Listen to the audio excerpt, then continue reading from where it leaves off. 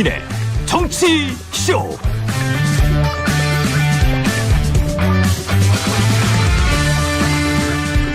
안녕하십니까. 대한민국의 시사 토네이도 김용민의 정치쇼 김용민입니다. 자, 지금 이 시각 여러분이 가장 많이 찾아본 실시간 검색어 들여다볼까요? 먼저 김관진. 네, 박근혜 정부 시절 청와대 안보실장을 지냈던 인물이죠.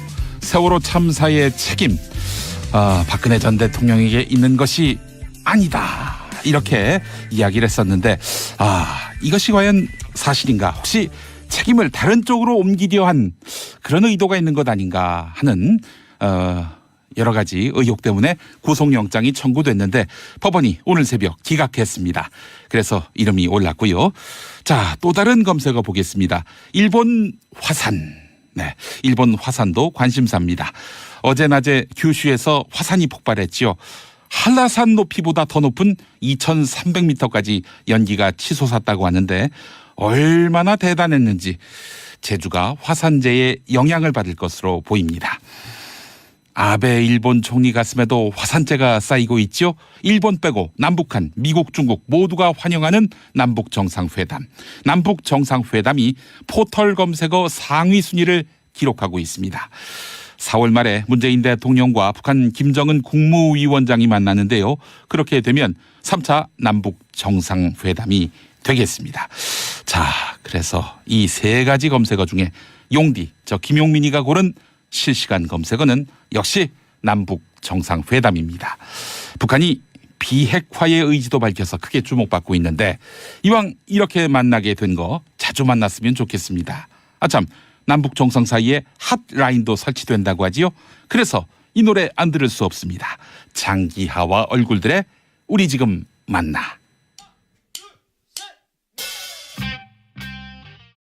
김용민의 정치쇼 함께하고 계십니다.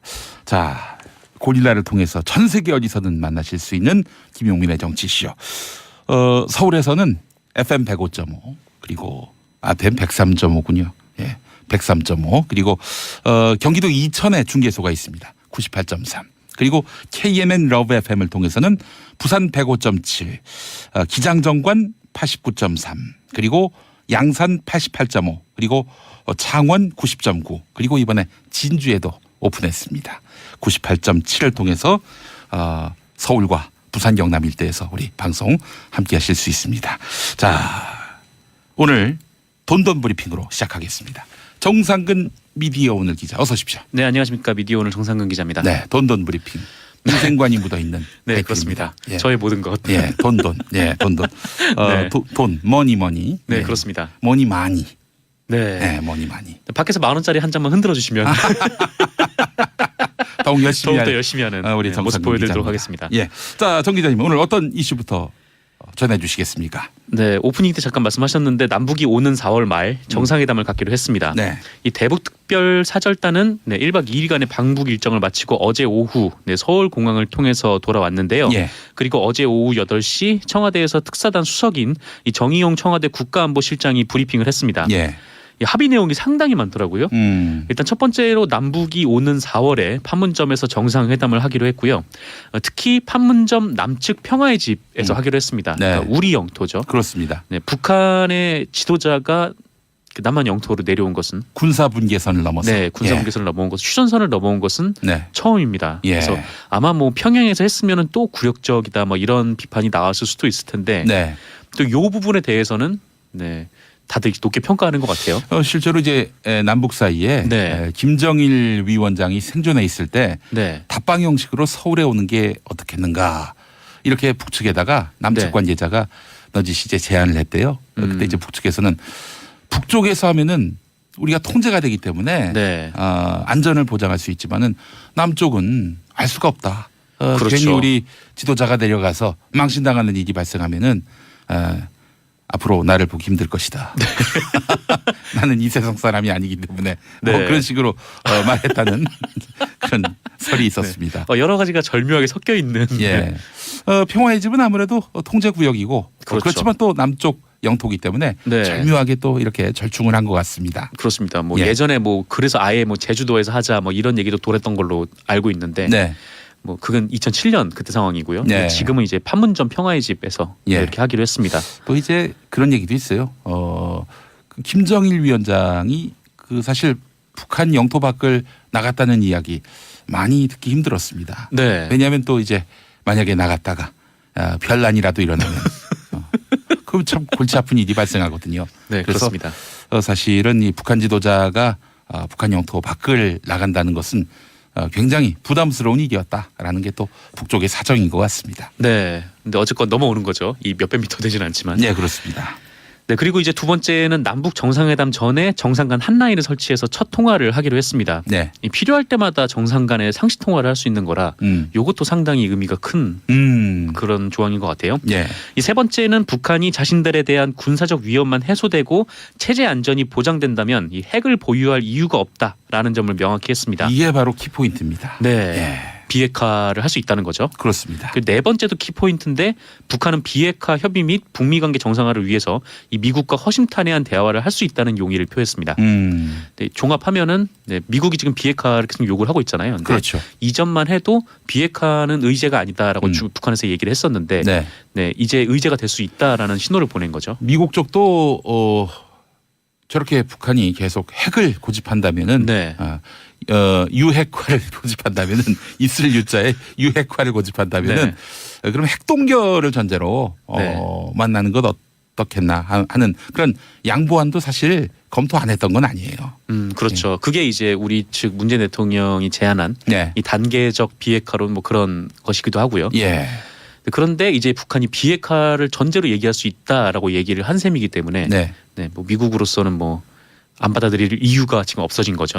특사단 같은 경우 이번에 사실은 뭐 특사단을 중매로 이렇게 비유하는 사람들이 있던데 네. 말하자면은 아무개가 있는데 아무개 한번 만나볼 생각이 있느냐 네. 이걸 타진하러 북에 갔다가 혼수까지 다 정하고 온 거예요 한마디로. 네, 그렇죠. 뭐 동아일보 칼럼에서도 좀 비슷한 네. 얘기가 있었는데 네. 뭐 미국 쪽에서 얘기하는 게 엄청나게 뭐 재력도 좋고 막 속된 말로 이제 뭐 얼굴도 이제 뭐 출중한 뭐 그런 사람을 계속 이제 요구를 하고 있는 네. 뭐 그런 상황이다 뭐 그렇게 비유를 하더라고요. 예, 그렇습니다. 근데 반면에 이 조선일보 칼럼에서는 예. 네 그때 그 과거 임진왜란 직전에 그 조선에서 일본의 특사를 파견하지 않았습니까? 그렇죠. 그거랑 비유를 하는 칼럼도 있더라고요. 그걸 또 그렇게 비유합니까? 네, 예. 굉장히 좀 당황스러운 칼럼이었는데 예, 어쨌건 예. 그렇고요. 예.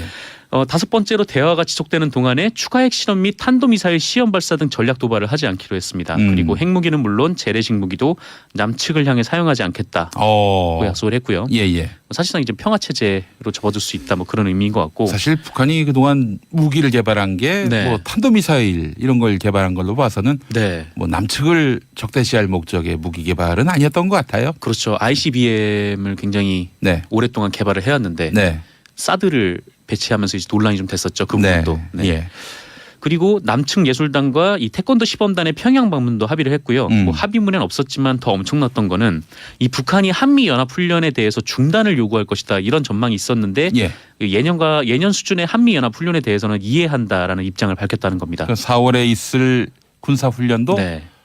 문제시하지 않겠다. 그렇습니다. 예. 아무래도 우리가 중재 역할을 하다 보니까 뭐 북한 입장에서도 우리를 그렇게 크게 곤란하게 하고 싶지는 않은 모양인 것 같아요. 네. 북한이 이렇게 파격적으로 나오게 된데 어떤 배경이 있는지 궁금해하는 분들이 많더라고요. 네, 저도 궁금합니다. 네. 당신이 얘기를 해주셔야 되는 거 아닙니까?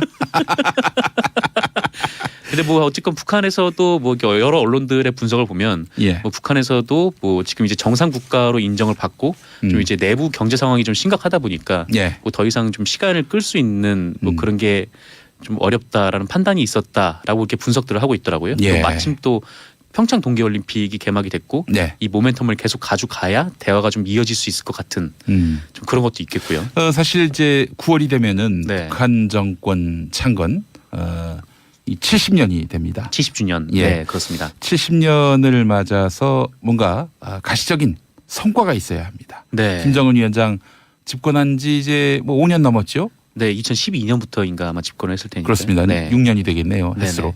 자, 이 6년이 지나도록 뭔가 성과가 없다. 인민의 삶에 별다른 진전이 없다. 그랬을 경우 체제를 유지하는 것은 또 쉬운 일이 아니고 그러니까 아무래도 이 핵으로 몸값을 잔뜩 올려놨다면은 이제는 뭔가 이 실질적인 인민들의 삶의 개선 이런 것들을 도모하지 않을 수 없는 그런 국면에 놓였기 때문에 이번에 김정은 위원장이 파격적으로 남북 대화에 적극 응한 것이 아니겠는가. 네. 또 그래서 가시적인 성과를 남측 특사단에게 이렇게 안겨주고 보낸 것이 아닌가 하는 그런 분석이 있습니다. 그렇군요. 네. 알겠습니다. 아시면서 굳이 저한테 물어보신 이유는 뭡니까? 아시는지 모르시는지 알고 싶어서. 예. 네. 알겠습니다. 다음 이슈 갈까요? 다음 이슈 살펴보겠습니다. 예, 뭐 트럼프 미국 대통령은 긍정적인 반응을 내놨습니다. 이 트럼프 대통령은 백악관에서 이 스테판 레벤 스웨덴 총리와 만난 자리에서 이 남북 정상회담 관련 질문을 받고 이 전 세계의 위대한 일이라면서 앞으로 어떻게 흘러갈지 보자라고 답했다고 합니다. 네. 아울러 남북 정상회담 합의와 이 북한의 비핵화 의지에 대해서는 이 북한 지도자들이 긍정적으로 행동하는 것 같다. 이 남북에서 나온 발표도 매우 긍정적이다라고 밝혔습니다. 예. 다만 지금까지 북한과 좀 먼 길을 걸어왔다면서 좀 지켜보자는 말도 덧붙이긴 했는데 그래도 반응은 대체로 긍정적으로 나타나서 예. 이제 곧 특사단이 미국으로 가죠. 그 전망도 되게 밝게 예. 지금 보이고 있습니다. 예. 이 주변국들도 입장을 밝혔는데요. 네. 이 중국의 경상 외교부 대변인은 긍정적인 결과라면서 환영한다라고 했고요. 예. 일본의 오노데라 이스노리 일본 방위상은 예. 네, 북한이 핵과 미사일 정책을 바꾸는 것이 확인되지 않는 한 압력을 약화할 필요가 없다. 네, 좀 부정적인 입장을 내놨습니다. 일본만 상당히 뭐랄까요, 좀 회의적이네요. 회의적인 입장을 가진 집단들이 몇 곳 있는데 이제 네. 일본이 있고, 예. 그다음에 정당 중에서는 네. 그 자유한국당, 한국에. 네, 그다음에 언론 중에서는 그 조선일보가 약간 좀 다른 좀 이렇게 좀 우려하는 듯한 목소리를 내고 있습니다. 네, 그래요. 오늘 신문들 반응도 보면은 대체로 조선일보는 상당히 네. 북한의 비핵화 의지에 대해서 의심하더라고요. 네, 그 조선일보는 다른 언론과 제목에서 좀 차이가 있었는데 예. 이 조선일보 3면을 보니까 뭐 북미 대화 해봐야 안다, 뭐 정의용 메모 논란 이런 제목들의 기사들이 좀 있고요. 그리고 뭐 한국 언론이 동행 취재를 못해서 북매체의 일반적인 추정만 지켜봤다. 뭐 예. 이런 기사라든가 뭐 대북 확성기 관련된 기사는 뭐 다른 언론에서는 좀 보기 어려웠던 네. 네, 그런 기사기도 했습니다. 예. 그럼 어떻게 취재하게 해주면은 잘 보도해줄 마음이 있는 겁니까, 그분들, 언론들? 뭐 나름의 입장에서야 잘 보도를 나름의 입장. 네, 자기들의 하지 관점에서. 네. 예. 자, 그래요. 하여튼 이 언론이 그 신뢰를 얻어야. 네, 그렇습니다.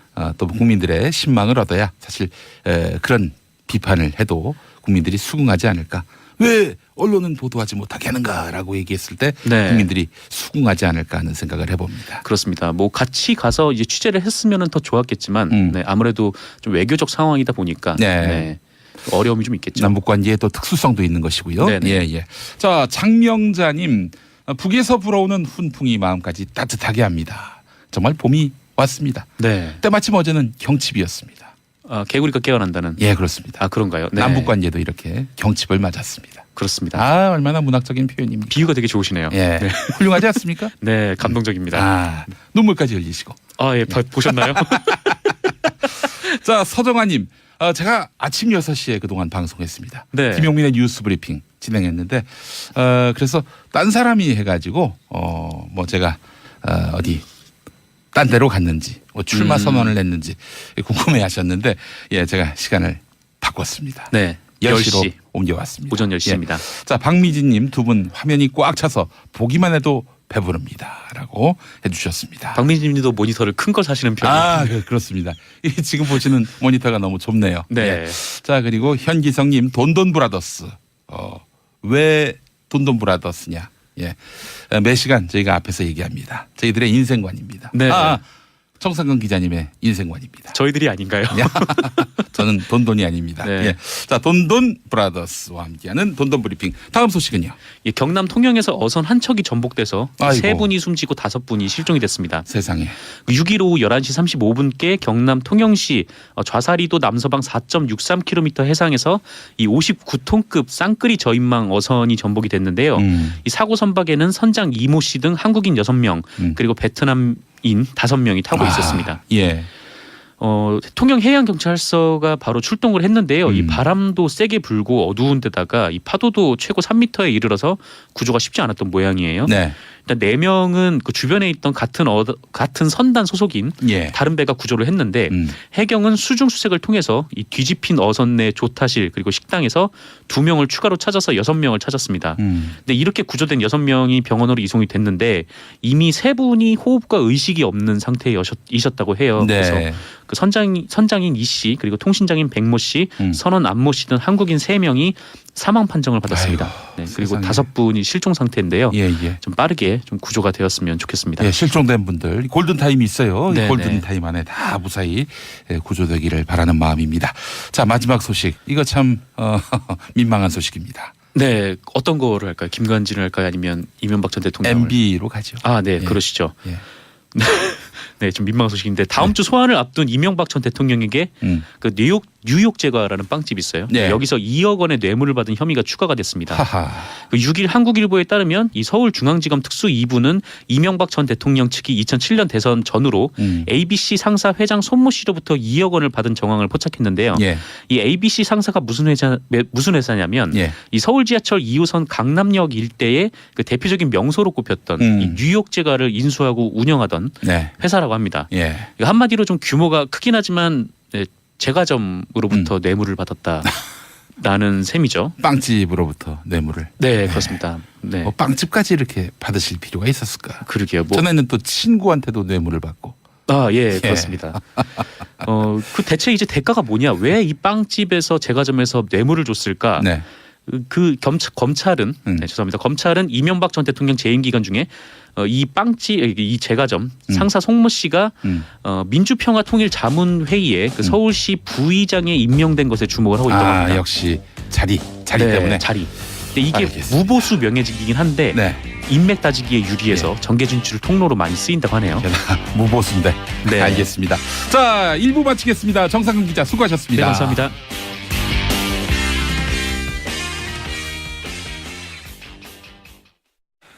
김용민의 정치쇼. 네, 2부로 넘어왔습니다. 자, 수요일은 항상 삼변 시대로 여러분과 함께합니다. 법조인의 눈으로 본 대한민국 정치사회 법조 뉴스. 이번 주도 정말 산적한 이슈들이 많은데요. 자, 지난주 삼변 시대에 나오셔서 이팔성 씨가 비밀 메모를 정말 말 그대로 씹어먹을 뻔했다, 이런 특종을 터뜨려 주신 우리 김태현 변호사님 어서 오십시오. 안녕하세요. 예. 자랑부터. 좋은 방송이에요. 이번 주도 하나 좀 터트려봐요. 아니 제가요 자랑을 해야지. 제가 원래 이제 삼변시다 하면 항상 또 단독을 또 하지 않습니까? 단독. 지난주에 제가 나와서 예. 공개적으로 2개를 말씀드렸어요. 뭘 말씀드렸냐면 예. 이팔성 씨가 어떻게 조사받았냐? 예. 이병모의 메모가 있었다. 그 조사를 하다 보니까 거기서 이팔성 이름이 나왔고 네. 이팔성을 씨를 조사하다가 집에 압수수색 갔더니 네. 메모지를 뜯어서 먹고 있는 거를 식용될 것도 잡혔다. 아니고 뭐. 그래서 이팔성의 비망록이 시상에 나왔다. 이걸 말씀드렸는데 그날 저녁에 이 2개가 다 모 언론사에 단독 보도 나왔습니다. 단독 보도. 예. 그리고 제가 우리 이제 항상 재밌는 얘기는요. 2부에서 3부 나갈 때 광고 나갈 때 제가 백브리핑을 하거든요. 예. 그때 제가 백브리핑에서 지난주에 무슨 말씀을 드리냐면 예. 김선남 의원이 좀 공천한 건 문제가 있다. 한나라당 비례대표. 그 말씀드렸는데 또 그 다음날 또 언론사 단독 보도를 나왔습니다. 요거는 제가 증언해드릴 수 있습니다. 예. 했어요. 그래서 예. 오늘도 제가 우리 정치쇼 청취자 여러분들 위해서 단독을 하나 말씀을 드려야 오늘 또 되는데 하나 인사 좀 끝나고요. 예. 오늘은 이따가 백브리핑 할 때 하려고요. 백브리핑. 파장이 있을 것 같아요. 예, 알겠습니다. 자, 그래요. 이따가 또 특종 기대하고. 자, 이번엔 삼변시대 패셔니스타. 비교 대상이 삼변입니다. 다른 분들하고. 이거 아니에요. 예. 웬만하면 여기보다 좀 괜찮아요 많이. 자, 우리 피플문 백성문 변호사님 네, 어서 오십시오. 안녕하세요. 백서 변호사입니다. 반갑습니다. 이름이 굉장히 좋습니다. 피플문. 예. 그래도 출마할 때 만약 출마하실 일 있으면 피플문으로 미셔도 되겠어요. 백성문. 와 처음 들어봤어요. 요즘 아니요. 태어나서 지금까지. 왜냐면요. 제가 이 백성문 이름을 가지고 제가 만든 원래 고등학교 1학년 때부터 친구거든요. 그렇습니까? 네. 그래서 제가 만든 별명이 있는데 네. 방송에서 할 수가 없는 별명이에요. 근데 피플문이라는 이게 좋게 평가를 해주시네. 난 이 생각을 못했어요. 저는. 피플문으로는 출마돼야 되겠네. 이거 보니까 뭐 좋네요. 이게 제가 만든 거랑은 이름입니다. 실적으로 다릅니다. 선거 친화적인 이름이에요. 소개전이긴 한데 저기 별명이면 혹시 백변호사님 문빠세요? 전세모. 알겠습니다. 자, 이번엔 대한변협에서 거부당한 워낙 큰 분이라서 감히 대한변협이 끌어안을 수 없는 큰 판사. 네. 정치쇼 청취자들 마음속에는 이미 변호사 이정열 전 판사님 어서 오십시오. 안녕하십니까. 근데 왜 다른 분은 현직인데 저는 왜 전직으로 소개해 주세요? 아 그럴까요? 예. 그러면 현 법무법인 동안의 사무장입니다. 사무장. 예, 알겠습니다. 두 분은 변호사를 대표하시고 또 한 분은 사무장을 대표하시고. 아니, 삼변 시대인데 왜 변호사님을 부르시지? 사무장을 부르셨어요. 사무장인데 변호사보다 더 잘 알아. 그게 함정이죠. 알겠습니다. 저는 이제 피의자계를 대표해서 피의자계를 대표해서 제가 나왔습니다. 예. 자 오늘도 세 분이 똘똘 뭉쳐서 정말 재미난 삼변 시대 기대하겠습니다. 자 좀 뭐 하나 좀 푸시죠. 일단 상황 좀 보고 제가. 상황 보고. 일단 알겠습니다. 제가 백브리핑 해드릴게요. 예 알겠습니다. 백브리핑. 자 백브리핑 제가 김 변호사님 저렇게 비싼 티 내시는 분이 아닌데. 요즘은 굉장히 비싼 척해요. 지난주에 단독 2개 그날 저녁에 메인 뉴스에 딱 방송 하나씩 나왔죠. 근데 이거 업무상 백브리핑한 거 업무상 비밀 누설은 아니죠? 아니죠. 좀 다 얻어. 비공식이니까. 비공식이니까 비밀 누설입니다. 그냥 한 며칠 빨리 말씀드리는 업무가 방송이시라서. 그런가요? 그런가요? 알겠습니다. 자 안희정 쇼크 정말 오늘도 충격파가 계속되고 있습니다. 성폭행 의혹에 대한 수사가 시작됐다고 하는데 수사가 시작됐다는 보도가 있고 네. 내사가 시작됐다는 보도가 있는데 네. 수사와 내사는 다릅니까 네, 같습니까? 그러니까 수사 전 단계 내사라고 보시면 돼요. 그럼 그러니까 그저께 광의의 수사. 네, 그저께 네. 이제 사실 김지은 그 당시에 이제 수행비서 시절에 예. 안희정 지사에게 이제 8개월 동안 한 4차례 정도 성폭행을 당했다라는 네. 정말 충격적인 폭로가 있었죠. 예. 사실 저는 그거를 한 1시간 전쯤인가 이제 누가 카카오톡으로 보내줘서 저는 그냥 맨 처음에 어떻게 생각했냐면 안희정 지사가 뭘 당했다는 거야 이렇게 느꼈을 정도로 안희정 지사는 굉장히 좀 깨끗하고 좀 이렇게 성실하고 이런 이미지였잖아요. 그래서 예. 국민들이 굉장히 충격에 빠졌던 것 같은데 새로운 시대의 감수성이 그렇죠. 있다 이런 평가를 극단적으로 받아왔어요. 뭐 다음 대선에 거의 1순위라는 얘기가 돌 정도로 예. 많은 국민들로부터 그래도 굉장히 인정받는 정치인이었는데 네. 진짜 말 그대로 한 방에 갔죠.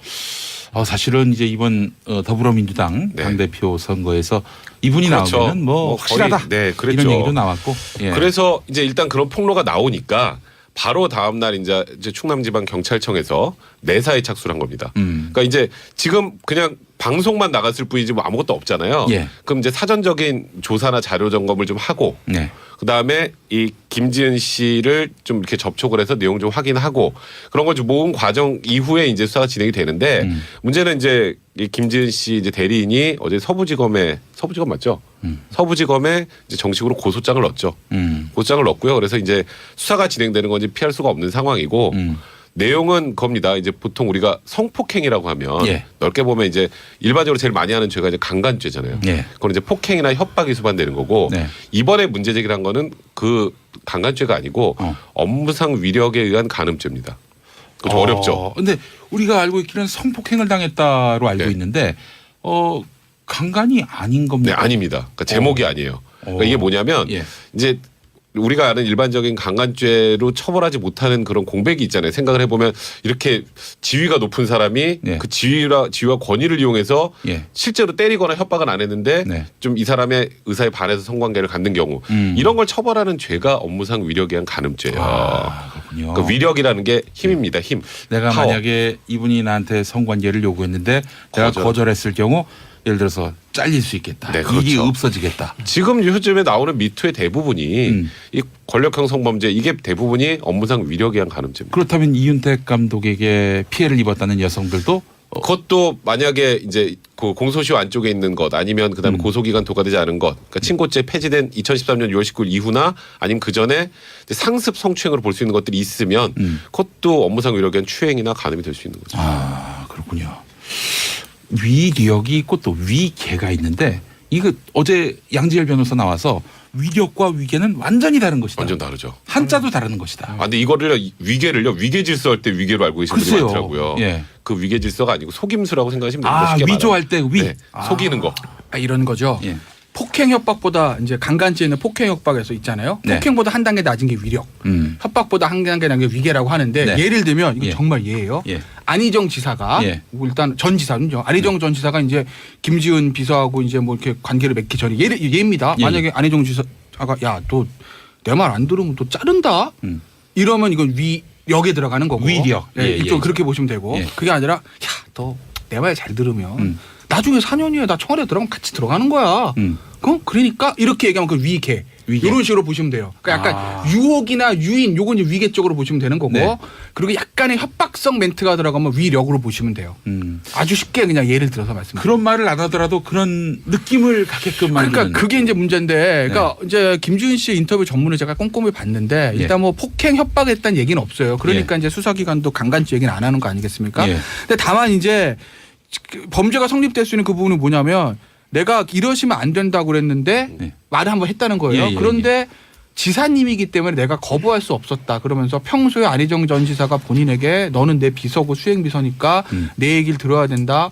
남들이 다 노라고 해도 너는 예스라고 해야 된다. 이런 얘기를 평소에 했다고 이제 본인이 얘기를 하지 않습니까? 예, 예. 그러니까 거부할 수가 없었다. 그 사람은 지사고 나는 이 수행비서 이런 얘기를 합니다. 예. 그렇기 때문에 이제 업무상 위력 또는 위계를 이제 생각을 하는 거고 실제로 위력이 될지 위계에 될지는 그 당시에 서로 어떤 멘트가 있었는지는 봐야 되는데 네. 일단 어저께 피해자들이 고소한 죄명을 보니까 예, 예. 추행 부분은 업무상 위력에 의한 추행으로 보는 것 같고 예, 예. 가는 부분은 위계로 이렇게 한 이제 제목을 썼더라고요. 네. 그러니까 실제로 성관계 하기 전에 이제 일종의 어떤 그런 대화들은 예. 아까 제가 말씀드린 그런 너 내 말 잘 들으면 예. 뭐 잘 될 거야. 예. 뭐 나 나중에 이렇게 되면 너도 잘 되는 거 아니겠어? 뭐 예. 이런 류의 아마 멘트가 들어가지 않았을까 싶어요. 현재까지 추정은요. 집권은 대박이다. 예? 이런 그래서 그래 집권은 대박. 나도 대박, 너도 대박, 위아도 대박. 뭐 이런 예. 얘기를. 예. 근데 일단 그 고소장 내용만 보면 그런 이유가 들어갔을 거로 추정을 하는 거고 하지만 아직까지 이제 안희정 지사가 조사 끝난 건 아니니까 예, 예. 법적인 판단은 조금 이제 우리가 딱 단정할 수는 없죠. 근데 지금 분위기상으로는 예. 김지혜 씨가 이제 방송에서 했던 멘트들을 쭉 종합해 보면 이건 위계 쪽보다 위력에 더 가깝습니다. 저는 그럼 정확하게 그 부분을 좀 확인을 해봐야 될 것 같아요. 자, 이정열 전 판사님, 저는 사실 궁금한 게 이게 무슨 서로 간에 어떤 대화가 오갔는지, 뭐 문자가 주고받은 거면은 그게 확실한 증거가 되겠지만은 그냥 뭐 대화 속에서의 그런 소통들을 그 법정에다가 증거로 내세울 수는 없는 거 아닙니까? 그냥 기억에 의존해서 하는 건데 이거를 이제 가해자가 악용, 오용할 가능성은 없을까요? 그럴 수 있죠. 그러니까 뭐 녹음을 하지 않고서야 무슨 말이 오갔는지. 지금 아까 이제 김태현 변호사님께서 아주 정확하게 지적을 해주셨는데 네. 이제 그 위력 업무상 위력이라고 하는 거에 대해서 정의를 대법원이 내리고 있는 게 있어요. 네. 98년도에 나온 이게 막 리딩 케이스 같은 판례인데 여기에 네. 보면은 이제 이 위력이라고 하는 이 업무상 위력에 있어서 위력이라고 하는 게 피해자의 자유 의사를 제압하기에 충분한 세력. 그러니까 이게 무슨 말이냐면 강간 같은 경우에는 성폭행 같은 경우에는 예. 피해자의 한 거를 불능하게 그러니까 저항을 어렵게 하거나 못하게 하거나 아예 뭐 아니면 어렵게 하는 곤란하게 하는 그런 정도 수준을 요구하는데 이 업무상 위력에 의한 성범죄에 있어서는 그냥 자유 의사를 억압할 정도면 충분하다라는 거예요. 근데 이런 게 어느 때냐면은 이런 경우가 판례에 의하면 유형적이든 무형적이든 묻지도 않고 폭행 협박뿐만 아니라 사회적, 경제적, 정치적인 지위나 권세를 이용하는 것도 가능하다. 예. 예, 이렇게 표현하고 있거든요. 예, 예. 그러니까 문제는 이제 일단 지위 자체가 지사고 비서다 이것만으로도 지금 여기에 포섭이 되게 돼 있어요. 그렇죠. 지금. 두 사람이 어떤 대화를 나눴는지 그건 근데 중요하지 문제는 않고. 이제 중요한 건 뭐냐면 예. 그렇더라도 문제는 이제 이런 지위를 이용한다라는 그런 생각은 있어야 돼요. 그러니까 이게 이제 고의의 문제인데 주관적인 의사의 문제인데 아까 말씀하신 앵커께서 말씀하신 그 문자 이런 것들을 이제 가지고 과연 이 당시에 이 지위를 이용해서 성범죄를 저지른다는 그런 의사가 있었느냐. 예, 예, 예. 그러니까 그런 의사는 없었다라고 네. 하는 그런 것을 주장하기 위해서 이제 아까 악용이라고 표현하셨는데 그렇게 쓸 수는 있는 거죠. 예. 그러니까 이게 상하 관계에서 연애할 수도 있잖아요. 네. 뭐 그런 것까지 지위 그런 게 때문에 이제 드라마에 많이 나오지 그렇죠. 않습니까? 그것 때문에 예. 지위로 이용해서 이걸 뭐 위력에 의한 가늠이다라고 할 수 없으니까 그런 부분을 입증하기가 좀 어찌 보면 쉽진 않죠. 그러니까 이 성범죄 관련해서는 대부분 좀 내밀한 관계에서 벌어지는 거지 뭐 사람들이 보는 데서 하는 게 아니잖아요. 네. 근데 이번에 일단 안지사 측 입장문을 좀 보면요. 예, 예. 최초에 김지은 씨가 이제 폭로를 했을 때 이제 비서실에서 나온 멘트는 이거였습니다. 부적절한 성관계는 있었지만 강제로 한 건 아니다. 그거는 이제 말 그대로 그거는 좋은 감정으로 했다. 네. 다만 불륜이긴 해도 불륜이니까 연애였다. 쉽게 말하면 불륜이지만 예. 이거는 강제로 한 거 아닙니다. 였는데 안지사가 그 다음 날 이제 새벽에 예. 입장을 내놨죠. 비서실의 얘기는 잘못됐다. 근데 비서실에게는 잘못됐다는데 구체적으로 그 다음엔 없어요. 그러니까 안 지사 얘기는 그래 내가 업무상 지위를 이용해서 부적절하게 이건 범죄 행위에 해당한 걸 했다라는 의미인지 네. 아니면은 그냥 그 비서실 의미에 틀렸다는 게 뭔지 아직은 정확하게 추론되지 않는데 안 지사가 그 부분을 만약에 시인을 한다면 그건 자백이 되니까 자백이 되면은 뭐 이거 수사 과정에서 크게 문제가 없을 텐데 네. 이제 안 지사가 만약에 이제 소환이 돼서 예. 이제 그 강제성 부분이나 업무상 위력 부분을 부인하면 예. 그러면 또 좀 복잡해질 수도 있는 거죠. 저는 안 지사의 입장으로 법률적 의미에서의 범죄에 대한 자백이라고 보지 않아요. 아. 저는 그냥 도덕적인 정치적인 책임을 지겠다고 봐요. 저는 그렇게 봐요. 왜냐하면 문구 자체가 예. 일단 모든 게 다 제 잘못입니다는 얘기는 네. 정치인들이 무슨 일이든 생길 때는 일단 자동적으로 나오는 게 모두 다 제 잘못입니다. 제가 네. 책임지겠습니다. 이겁니다. 예. 예.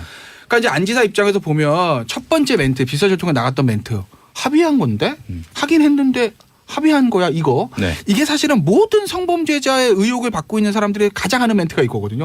하긴 했는데요. 네. 강제는 아닙니다. 예. 합의했으면 이거. 이게 모든 사람이 검사 앞에나 판사 앞에나 변호사 앞에 한 얘기 이겁니다. 예. 그러니까 자동적으로 그 반응이 나왔고 비서실에서 예. 그거에 대해서 워낙 집권 여당인 더불어민주당에서조차가 최고위원회에서 안 좋은 이걸 말이 되냐는 얘기가 나왔지 않습니까? 네.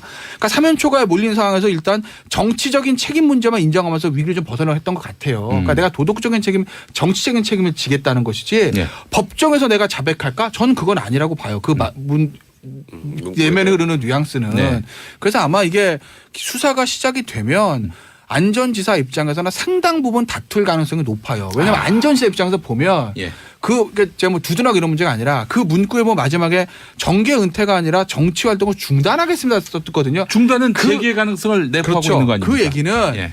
만약에 예. 안전지사 입장 생각입니다. 예. 내가 지금 이걸 법적으로 다 자백했다. 제가 위력에 의한 간임 어떻게 되죠? 구속입니다. 끝나는 거예요. 예. 인간으로나 정치인으로나. 예. 근데 안전지사 입장에서 내가 이거를 뭐 무혐의를 받거나 예. 법정에서 무죄가 되면 내가 불륜을 저질렀을지언정 성범죄자는 아니다. 그렇다고 보면 혹시 나중에 재기할 수도 있지 않을까라는 생각을 하는 것 같아요 지금. 그래서 아마 정치활동 중단이라는 단어를 쓰는 것이고 네. 아마 경찰에서부터 상당 부분 저는 아마 무혐의를 저는 다툴 것으로 봅니다. 아마 잘 될지 안 될지 모르겠으나. 안희정 전 지사의 전략, 법정 전략, 뭐 예단하는 것은 좀 무리일 수도 있겠지만은 그 지금의 어떤 어제 입장문 발표라든지 그 전날 도청 비서실에서 나왔던 그런 입장문들 종합해 봤을 때 어떻게 돌파할 것으로. 그러니까 일단은 보시나요? 조금 전에 말씀하셨던 것처럼 일단 이 뭐 소나기는 피해야 되지 않겠습니까? 예, 예, 예. 그래서 지금 일단 안희정 지사도 연락 다 끊고 그 SNS에 하나 딱 올려놓고 예. 다 인정하는 것 같기도 하고 예. 아닌 것 같기도 하고 하는 예. 글을 올렸는데 근데 법정에서는 지금 조금 전에 김태현 변호사 말씀하셨던 것처럼 그러니까 쉽게 말해서 나 내 도지사직 그거 이용해 가지고 그걸 가지고 이제 이 사람을 좀 억압해서 아까 자유의사라는 표를 썼는데 예. 그런 것까지 억압해서 한 게 아니고요.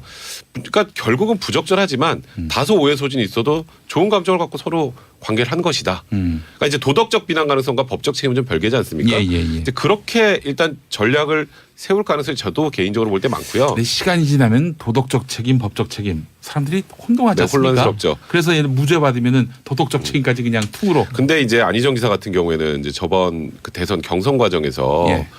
그 와이프와의 그 굉장히 뭐 절절한 사랑, 예. 그다음에 무슨 뭐 그때 안깨비 뭐 그래가지고 그 와이프 이렇게 목도리를 이렇게 해가지고 그 도깨비 패러디하는 그런 사진들 그런 모습들을 보여줬는데 어쨌건 부인이 하는 다른 여자와 성관계를 했다라는 것만으로도 정치적으로 저는 재개하기 좀 쉽지 않은 상황이 되지 않을까. 그러니까 법적인 문제를 차치하고라도 그런 생각이 좀 많이 드네요.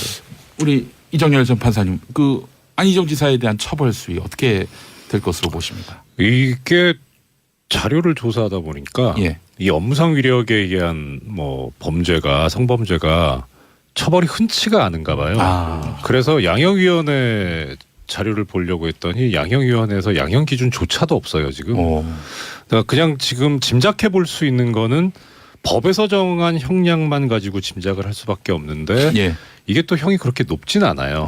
뭐 5년 이하의 징역, 뭐 2년 이하의 징역, 뭐 이런 식이어가지고 벌금은 없습니까? 벌금이 있긴 있습니다. 예. 있긴 있는데 뭐 벌금도 있는데다 그래서 아까 당장 이제 만약에 그 범행을 부인하고 나서는 경우에는 피해자 측의 자료가 증명이 충분하다면 구속을 면하기는 쉽진 않을 것 같아요. 그럴 수도 있는 것 같은데 예. 종국적으로 마지막에 갔을 때 과연 실형을 선고받을 가능성이 있느냐는 좀 회의적입니다. 심지어 무죄 가능성도 있습니까? 그거야 뭐 사실 그거는 이제 형량이 얼마가 나오냐는 그런 어떤 정상관계를 보고 짐작은 할 수 있는데 예. 유죄냐 무죄냐는 증거 싸움이기 때문에 여기서 말씀드리기는 사실 상당히 어려운 그러니까 실제로 입증하기가 쉽지 않아서 그래요. 그러니까 네. 쉽지 않아서 뭐 진짜 무죄 가능성도 배제할 수 없죠. 그러니까 도덕적 비난은 받을지언정 그러니까 명확하게 그 도지사로서의 지위 뭐 나중에 차기 대선 후보로서의 뭐 그냥 그런 정도 엄청난 영향력을 이용해서 억압해서 했다라는 부분을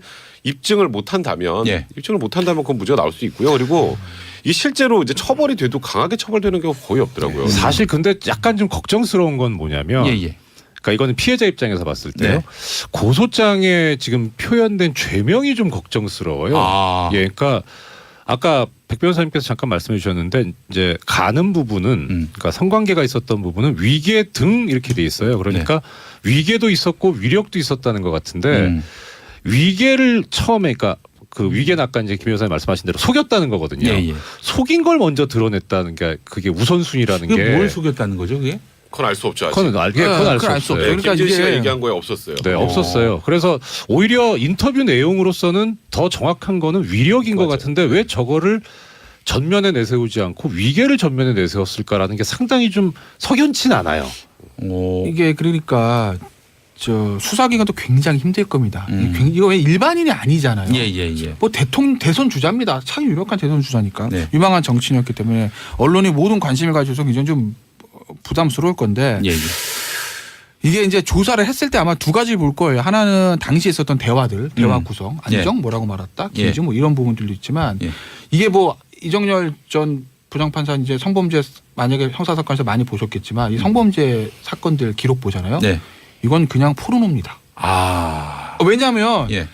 당시에 어떻게 성관계를 가졌는지 구체적으로 나올 수밖에 없어요. 그 과정들을 봤을 때 이게 정말 합의돼서 좋아하는 사람들이지 아니면 강제로 하는 것이 어느 정도 추적할 수가 있잖아요. 제가 방금 자세히 말씀드린 그렇지만 그렇기 때문에 당시에 안희정 전 지사하고 김지은 씨가 어떤 형태의 어떤 관계를 맺은지까지로 굉장히 자세하게 나올 수밖에 없거든요. 그러면 저기 2차 피해로도 이어질 가능성이 그러니까 그게 뭐 높겠네요. 공개되는 이게 게 언론에 아니니까. 노출돼 버리면 언론 이제 노출되지 않죠. 그래도 그거 예. 다시 거론되고. 근데 이제 여자 입장에서는 그런 것들을 말하는 게 굉장히 힘들죠. 예. 근데 수사기관 입장에서는 예. 피해자 말만 듣고 또 무조건 할 수 있는 부분은 아니니까 네. 아마 그런 것들 당시에 있었던 과정, 관계 당시 문제, 네.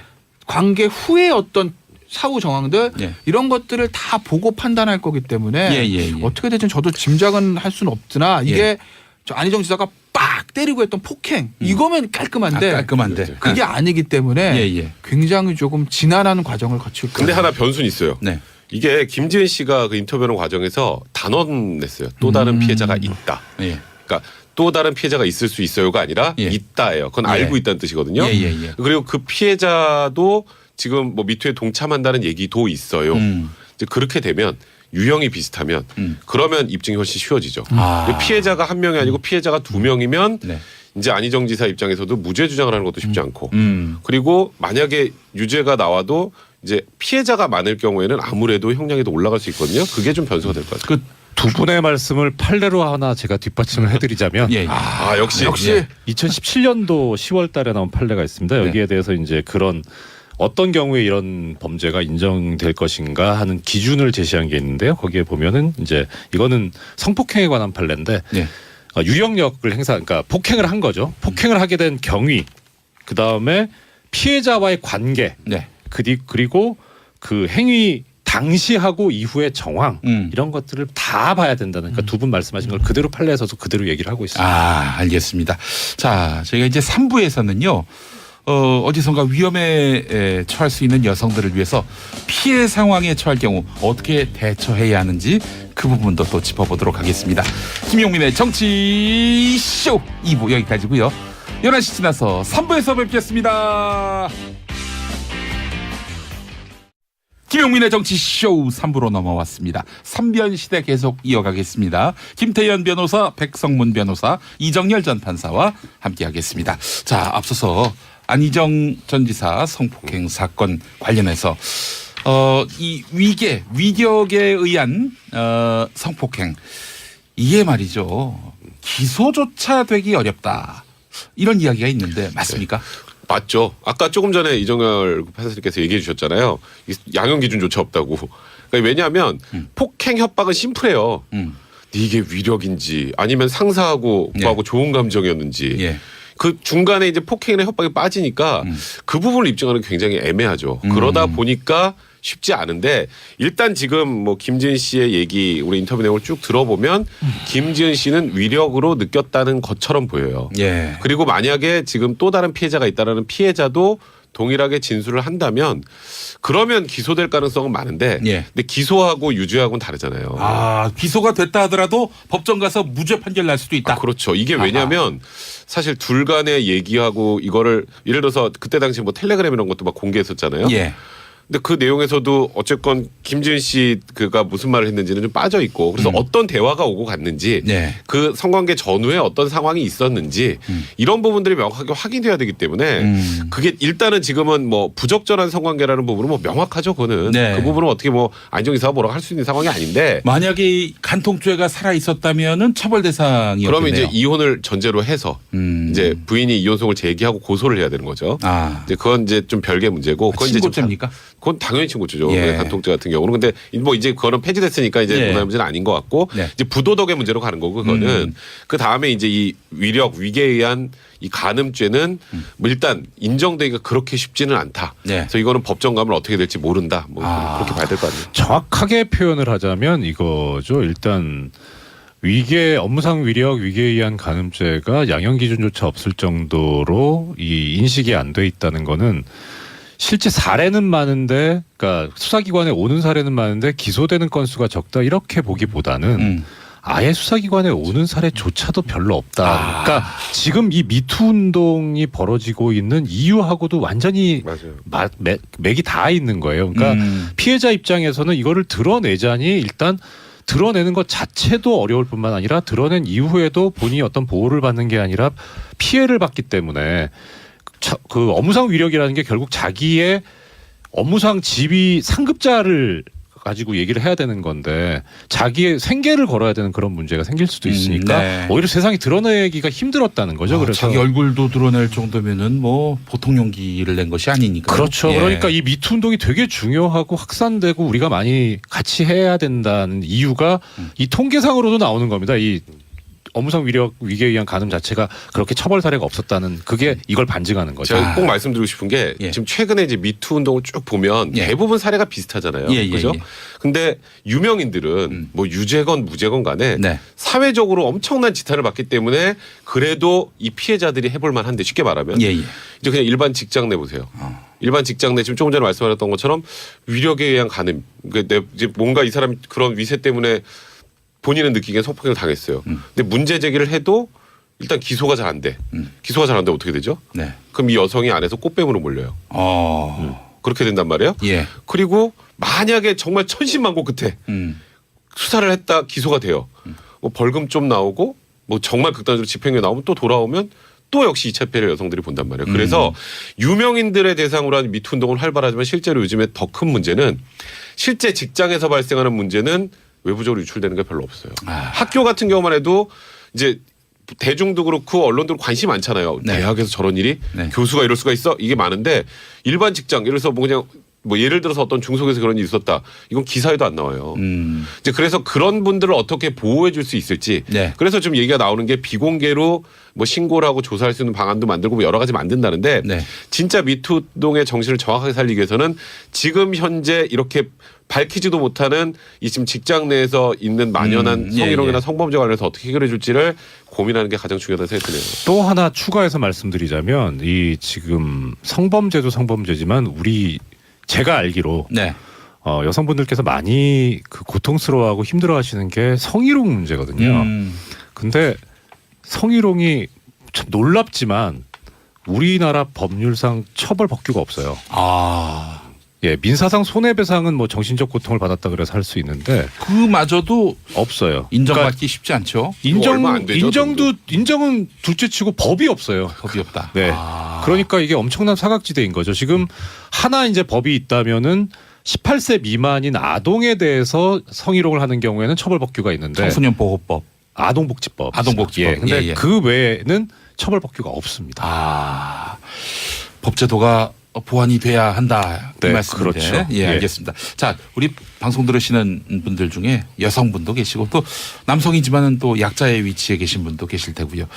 자, 이 어디선가 또 위험에 처할 수 있는 분들을 위해서 만약 피해 상황에 처했을 경우 성폭력 피해를 입었을 경우 어떻게 대처해야 할지 법률적으로 좀 조언 좀 해주시겠습니까? 그러니까 빨리 신고하는 게 가장 좋아요. 신고 어디다? 이제 수사기관에. 수사기관, 경찰. 네, 그리고 네. 여성단체 도움을 청하는 것도 마찬가지고. 왜냐하면 이제 이게 강간죄라는 게 변호사들도 사실 힘들고 판사도 힘들고 검사도 힘들고 왜냐하면 방 안에 예. 두 사람이 있는데 뭐 CCTV가 있는 것도 아니고 예. 녹음을 하는 것도 아니고 예. 어떤 상황에서 두 사람의 관계를 가지게 되는지 두 사람의 진술밖에 없거든요. 그렇죠. 그러니까 그 진술을 계속 조사를 받으면서 진술이 미묘하게 변하지 않나 누구 말이 더 말이 되나 신빙성 이걸 따져볼 수밖에 없다고요. 예. 그러니까 굉장히 어렵습니다. 수사하기도 어렵고 변호하기도 어렵고 판단하기도 어려워요. 네.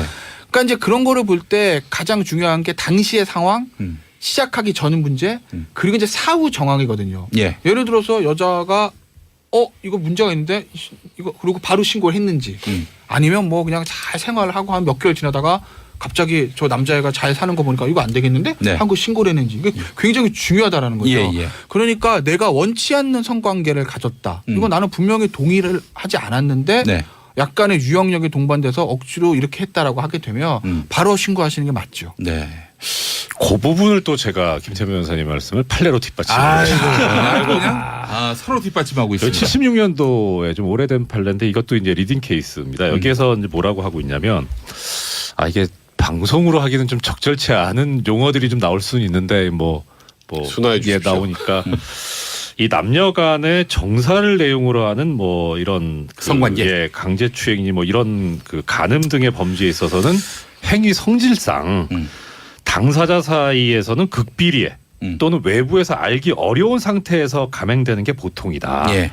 그러니까 이때 피해자 이외에는 어떤 물적 증거나 직접적인 목격 증인 등의 증언을 기대하기가 어려운 사정이 있는 건 맞다. 네. 그러니까 이런 범죄는 피해자가 이 피해 전말에 대해서 하는 증언을 토대로 하고 그다음에 범행의 전후 사정에 관한 재반 증거를 종합해서 예. 그래서 범행이 있었는지 여부를 판단을 해야 된다. 이런 기준을 제시하고 있습니다. 그것도 역시 애매모호하네요. 예, 그렇죠. 근데 이제 뭐 사례를 쭉 한 판례 한 몇십 개들 이렇게 쭉 봐서 보면 네. 이것이 있습니다. 그러니까 가장 중요하게 생각하는 게 그거예요. 뭐 혹자들은 이제 얘기하는데 뭐 반항하지 않았으면은 무죄 받는 게 말이 되냐. 가해자가. 예. 근데 그건 상당히 좀 과장된 거고요.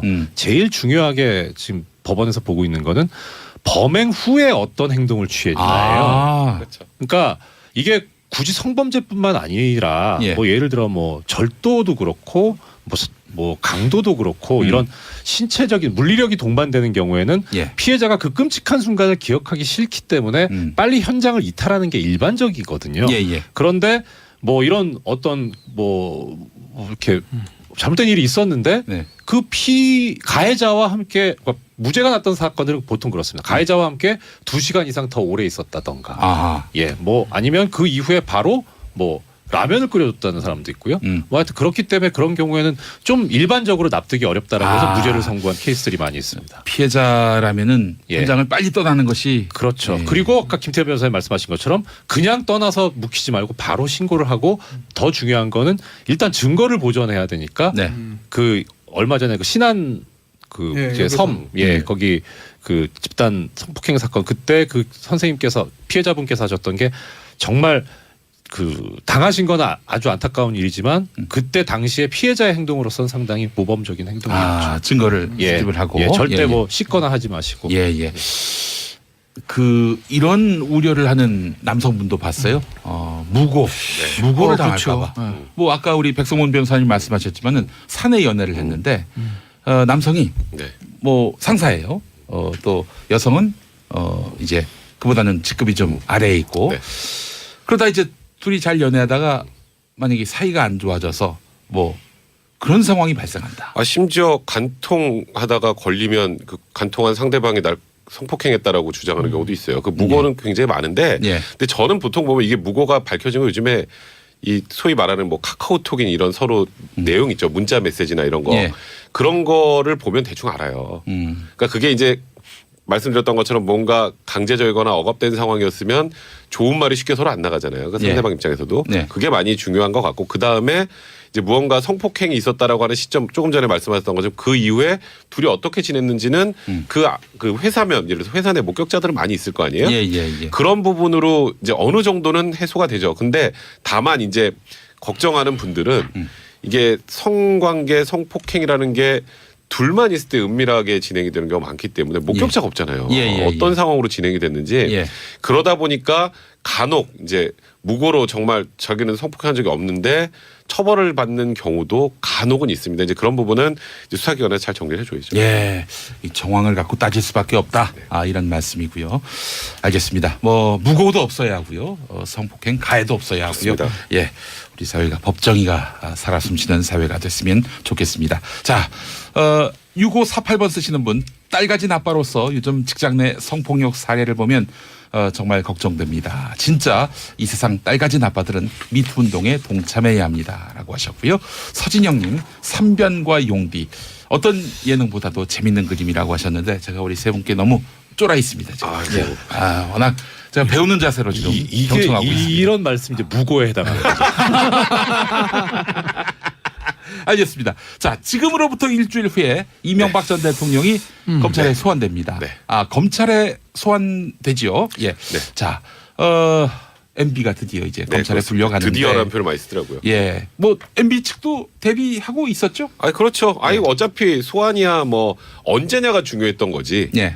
이제 언젠간 뭐 3월 중순 전에는 대략 소환이 될 것이다라는 관측이 있었고 다만 요즘에 자꾸 처음에 생각했던 것보다 수사가 이렇게 쭉쭉쭉쭉 뻗어나가고 있잖아요. 우리 생각하지도 못했던 삼성에서 소송비도 내줬어? 그러다가 아까 조금 전에 말했던 이팔송에서 이건 또 뭐야? 뭐 이런 것들이 많이 나오면서 어느 정도 정리가 된 다음에 이명박 전 대통령을 불러야 어쨌건 전직 대통령이니까 소환을 여러 번은 못하니 준비를 다 마쳐야 된다라고 했는데 검찰이 준비를 다 마친 것 같습니다.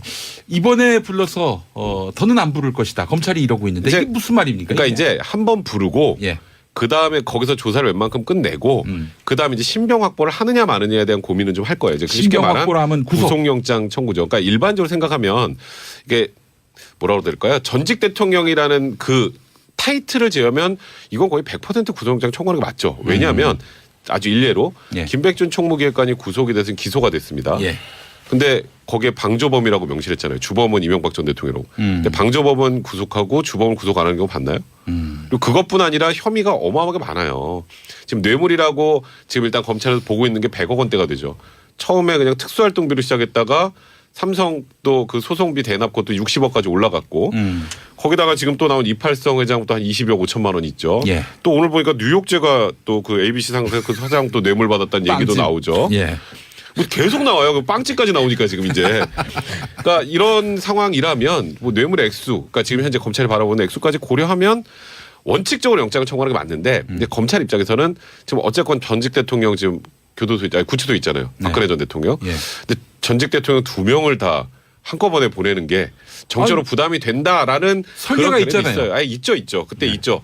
그러니까 이제 그런 부분에 대한 부담을 제외한다면 구속영장 청구하는 게 어찌 보면 너무 당연한 수준이 아닌가 생각됩니다. 영장 청구할 거로 보세요? 글쎄요. 정무적 판단과 법적 판단은 다르겠죠. 그러니까 법적 판단으로 하면은 영장 청구 맞죠. 100억인데 뇌물 혐의가. 검찰이 뭐하러 정무적 판단까지 합니까?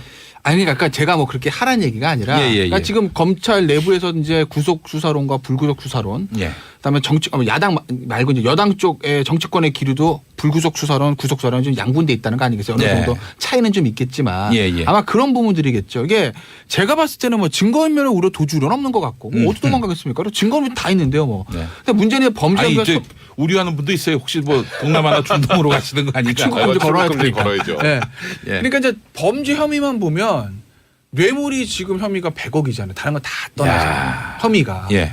그러니까 이명박 전 대통령 지금 기류로 봤을 때 이걸 자백할 것 같지는 않고 일단 그 변호인들의 기류를 제가 취재를 해보면 일단 아니다 우리는 부인이다라는 전략을 쓰는 것 같은데 그 부인했을 경우에 아마 다툼의 여지가 있으면 방어권 얘기를 하겠죠. 검찰 입장에서 보면 뇌물 100억의 증거가 어느 정도 확실하다고 볼 거고 그러면 그 혐의 뭐 구속하는 게 맞죠. 당연히 구속해야죠. 근데 다만 전직 대통령이기 때문에 두 명을 동시에 이게 좀 껄쩍지근한데 뭐 요런 판단들. 네. 그게 이제 그 판단을 하느냐 안 하느냐 이 차이지 죄만 깔끔하게 보면 네. 그러면 그건 구속사유예요. 우리 이정열 전 판사님이 사실은 신기가 있는 분입니다. 이 구속 전망은 대부분 맞췄어요. 네. 김태현 변호사님이 한 세수입니다. 그렇습니까? 자, 그럼 두 분에게 한번 그러니까 이거는 돗자리를 한번 펴보겠습니다. 영장을 치면 저는 100% 나올 거로 봐요. 법원의 입장에서 봤을 때 영장을 검찰이 청구를 하면은 저는 100% 나온다고 보는데 검찰이 청구하느냐 하느냐 마느냐 안 하느냐 그 부분이 이거 검찰이 칼 쥐고 있는 거예요. 검찰이 하면 나오는 거고요. 안 하면 그냥 이제 그 말 그대로 좀 전에 김태현 변호사랑 저랑 거의 유사하게 했던 것처럼 정무적인 판단을 한 거죠. 그렇게 되면. 근데 그럼 비난을 많이 받을 거예요. 네. 영장 청구 최종 결재 최윗선 윤석열 지검장입니까? 총장이죠. 검찰총장. 문무일 검찰총장. 총장. 자, 그러면은 검찰이 청구할 것 같습니까? 그건 모르겠어요, 저도. 그 다음 주에 나와서 예측 한번 해볼게요. 다음 주에. 왜냐면 9시 반 수요일 9시 반 소환이니까 저희가 아마 이 토크 한변시대 할 때 뭐 항상 조사를 커피 마시고 조사 시작할 때거든요. 당장 내일 소환된다며. 좀 보시죠. 여기서 너무 또 몸살이시네. 발을 한번 살짝 빼네. 예. 자, 우리 이정열 전 판사님. 그러면 당연히 뭐 영장 청구하고 발부되는 거죠. 아. 이거는 아까 이제 김 변호사님께서 그 말씀하셨는데 예. 도주 우려, 예. 증거인멸의 우려도 뭐 일단 공범이 있고 하니까 증거의 우려도 없다 할 수 없는데 도주 우려 같은 경우에는 지금 예를 들어서 뇌물만 놓고 보면 예. 우리 양형 기준상 5억 원 이상일 때 최하가 7년이거든요. 예. 그럼 이렇게 중형이 선고될 것 같으면 도주 우려가 있다고 보는 게 영장 패키지로 발부 가죠. 원래 기준이에요. 패키지로. 예. 그러니까 그 당의 피의자가 진짜 그야말로 뭐 주거가 일정하고 직업이 확실해서 뭐 이거는 도주 우려가 없다고 판단할 때 그거인 거고 일단 첫 번째 기준은 그겁니다. 형이 얼마나 선고될 거냐. 실형 선고 예상되면 도주 우려가 있다고 보는 게 지금 이제 영장 발부 기준이거든요. 그러니까 도주 우려는 있어요. 최소한. 근데 문제는 이제 아까 말씀하신 정무적 뭐 건데 이게 저는 정무적인 부분은 잘은 모르지만 이렇게 어떻게 생각하냐면 이렇게 했을 때 국민적인 비난을 받을 수 있겠느냐. 근데 오히려 저는 박근혜 피고인을 구속하는 게 더 욕을 먹을 가능성이 크냐, 이명박 전 대통령을 구속했을 때 욕을 먹을 가능성이 크냐 했을 때 박근혜 피고인 쪽이거든요. 그럼에도 불구하고 했는데 굳이 이번에 몸을 살릴 필요가 있을까? 저는 도주 우려가 매우 심각하다고 생각하는 게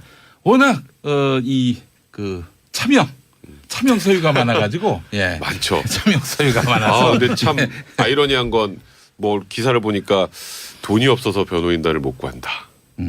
근데 어제 정두원 전 의원 나와서는 그거는 거짓말이다. 그러니까요. 그건 당연히 거짓말이죠. 그게 그 얘기 아니에요. 그러니까 이 변호사 비용을 대납해 주기로 한 사람이 아직 확답을 안 했다. 그래서 못 구하고 있다. 야, 예리하십니다. 그러니까 그게 돈이 없어서가 앞에 게 그거잖아요. 내 돈이 없어서가 아니고 돈이 없어서. 전해주기로 한 분의 돈이 없어서. 알겠습니다. 자, 그래요. MB 소환을 앞두고 이상득 전 의원이 오늘 소환된 모양이죠? 근데 이제 마지막으로 다지게 하는 거죠. 검찰 입장에서는. 검찰은 지금 조금 전에 김 변호사도 얘기했던 것처럼 거의 모든 증거를 다 들고 있어요. 이게 이렇게 얘기해 보죠. 그러니까 지금 MB 측근이라는 사람들이 검찰 조사를 받고 그 전에 과거에 2008년 특검 때 다 부인했던 사람이 지금 다 인정하죠. 그거 왜 그럴 것 같아요? 이번 정권이 바뀌었으니까 인정해야지가 아니고 이거 명백한 객관적 물증이 나오는데 거기서 어떻게 계속 모른다라고 해요. 그래서 그런 거예요. 끈 떨어졌기 때문에 이제 MB 끈 떨어져서가 아니. 끈 떨어졌다고 막 저 사람 이제 끈 떨어졌으니까 하자가 아니라 본인도 처벌받아야 되는데요. 이 사람들도 지금 다 기소되고 구속되고 하잖아요. 그 윗선을 얘기하지 않으면 내가 최윗선으로 몰릴 수 있다. 쉽게 말하면 덤탱이 쓸 수도 있는 거고 거기다가 이렇게 물적 증거가 명확하게 나와 있으면 그게 영포빌딩 지하 2층에서 검찰이 압수수색하고 난 이후부터 확 변하고 생각지도 않은 이런 지금 뭐 아까 말한 소송비 대납이니 뭐 뉴욕제가 이렇게 다 나오잖아요. 빵집 같은 게 이렇게 나오잖아요. 이제 그러니까 이거는 객관적으로 움직일 수 없는 증거 때문에 인정하는 거지 그냥 말 그대로 그냥 배신이라고 생각하면 안 된다는 생각이죠. 이게 이런 거죠. 그러니까 이상득 전 의원을 소환하는 그런 부분들은 이명박 대통령의 혐의 중에서 삼성 뇌물죄 같은 거야. 먼저 돈 흐름 자체가 이제 다스에서 에이킹 건프로 왔다 갔다 한 거는 그렇다 치고 실질적으로 현물에 이 돈가방이 움직이는 것들의 물리적인 종착지는 이상득 전 의원이거든요. 그 예를 들면 김소남 전 의원의 공천원금 같은 것도 이상득 전 의원 갖다 줬다라는 게 이제 전달했다라는 게 예. 김백준 전 기획관의 진술이고 그다음에 저 이팔성 메모에서는 22억도 SD 8억 이상주 10석 이거 아니겠습니까? 예. SD 8억 이상득 전 의원 줬다는 거예요. 이상주 14억도 본인이 가방을 받아서 이상득 전 의원이 전달해 줬다는 거거든요. 네. 그러니까 물리적 종착지는 현금을 온 건 이상득 전 의원이라는 거죠. 이씨 일간의 딜레마에 빠질 겁니다. 형이냐 정치 대통령이냐. 예? 검찰은 실질적으로 그 당시에 이명박 캠프의 좌장은 이상득 전 의원이고 물리적으로는 이상득 전 의원이 받았지만 그게 이상득 전 의원을 꿀꺽한 게 아니라 MB랑 쉐어했다. 초선은 MB와 어떤 허락을 받아서 공모했다면 이렇게 보는 걸 거예요. 최순실 박근혜 전 대통령 관계처럼. 근데 그 관계보다 좀 더 돈독하겠죠. 형제고 또 예. 그냥 형도 아니고 완전 파워 있는 정치인이니까. 예. 그런데 지금 이명박 전 대통령 지금 반응은 나 안 받았는데? 나 돈 안 받았어. 나 몰라. 그 돈 나한테 안 와서 이거 아니겠습니까? 예, 예, 예. 그러니까 이상득 전 의원한테 어이 당신이 그럼 꿀꺽한 거야? 당신이 다 들어가시려고? 어떡하려고? 예. 동생한테 쉐어 안 했으면 이걸 묻겠죠. 그래서 아마 이상득 전 의원을 마지막으로 지금 얘기를 하는 거예요. 예, 네. 알겠습니다. 뭐 대략 MB 이제 소환 일주일 남겨놓고 검찰은 이제 막바지 단계에 이른 것 같은데, 자 우리 김태현 변호사님이 이제 특종을 하나 또 가져오셨다고 했는데, 없어요. 저희와 2부, 3부 사이에 광고 나갈 때 저희가 좀 들었습니다. 네. 좀 예. 듣다가 갑자기 시작이 됐죠. 예, 그래요. 그 요즘에 그 식용 종이 사업에 또 일가견. 그러니까 실제로 말하면 저기 지금 이명박 전 대통령의 소환이 생각보다 좀 늦어진 거죠. 한 일주일 정도 늦어진 거예요. 예. 한 3월 초 예상을 했는데 그 늦어진 이유들 중에 가장 큰 이유가 이제 이팔성 비망록 때문이거든요. 그러니까 검찰 입장에서는 이게 방송용 하지만 얻어 걸린 겁니다. 오. 가봤더니 먹고 있네. 이건 뭐지? 그 뺏었더니 뭘 뭐라? 주세요? 이러면서 이제. 네. 자 그렇다면 이제 그 근데 거기- 특종이라고 하는 게 그 비망록에 그러니까 뭐가 적혔느냐? 그러니까 이팔성 비망록에 수많은 것들이 적혀 있다는 거예요. 사람 이름이 적혔다는 말씀을 뭐 하실 것 같기도 하고. 이팔성이 그러니까 본인이 이제 누구한테 뭐 얼마씩 주고 이런 것들 일이 좀 적혀 있었다는 건데, 예, 그것들을 뭐 그런 거죠. 뉴스가 될 만한 사람, 뉴스가 될 만한 사람한테 네. 줬을 거 아니겠어요? 제가 예. 사람 이름은 몰라요. 예, 근데 어떤 직군에 있는 사람들이 있는지는 알아요. 네. 어디 소속인지도 아시고. 뭐 어떤 직군들, 예. 뭐 어떤 직군, 여의도에 계신 분들이 좀 있다는 얘기는 제가 들었어요. 벼락이 쳤을 때 막 예. 몸에 맞을 수 있는 어떤 뭘 달고 계신 분들. 뭐 어쨌든 예. 알겠습니다. 그러니까 어쨌든 이팔성 저 전 회장이 여러 가지 힌트 이제 뭐 좋네요. 여기저기 좀 뭐 이게 좀 본인이 입장에서 후원하는 그런 내역들이 좀 있는데, 네. 근데 이제 검찰 입장에서는 예. 액수가 아주 다액이 아니고 그리고 지금 소액. 정치자금법이 다 공소시효가 이미 거의 다 지났기 때문에 아마 이제 입건을 안 하는 건데 네. 막 그런 분들 때문에 조금 그 주저하고 있는 저 소환이 좀 늦어진 거고 네. 또 하나는 네. 계속하십시오. 아마 지금 나오긴 다 나왔을 거예요. 왜냐하면 예.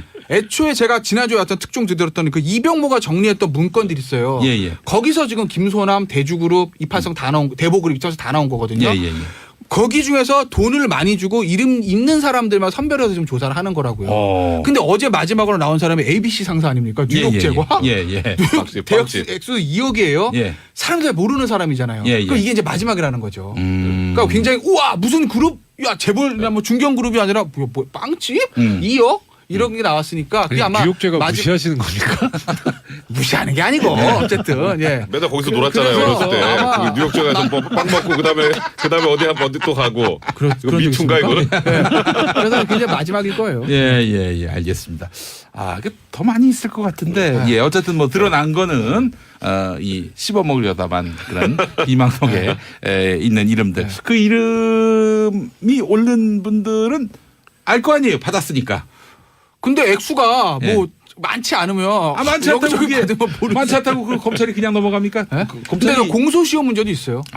정치자금법은. 그렇죠. 이게 네. 10년 전. 공소시효는 대부분 이제 네. 5년이니 공소시효가 5년이니까 정치자금법은 이미 네. 5년 다 지났잖아요. 이명박 정부 당시 일이라. 그러니까 이제 공소시효가 다 지나면 구태여 검찰에서 그걸 까면 네. 그건 또 뭐 정치보복이나 이렇게 그런 프레임으로 얘기가 가니까. 있으니까. 예, 예. 그러니까 이제 그거는 정치보복 프레임에 굳이 지금 이런 전직 대통령과 수사하고 있는 와중에 검찰이 힘들고 혼란스럽지 않게 쓸데없이 전선을 네, 확대해봐야 전선을 확대할 가능성은 거의 없다고 봐야죠. 그 시절에 그 정도 액수는 사실 진짜 기억 못 할 거예요. 이거 얼마인지 뭐 다 아시네요. 한두 군데에서 받았으면은 기억할지 모르겠는데 그냥 뭐 하도 많은 데서 받으셨을 테니까 네. 기억하겠습니까? 누군지 몰라요. 저는. 아니 누군지 얘기하셨던 걸로 기억하는데 제가 예. 어? 아닌데? 아닌가요? 네, 아닌데. 아, 기원마께서 계속 무고를 용기 위험합니다. 위험해요. 다음 주에 이제 용디 말고 딴 분으로 가나요? 예, 위험해요.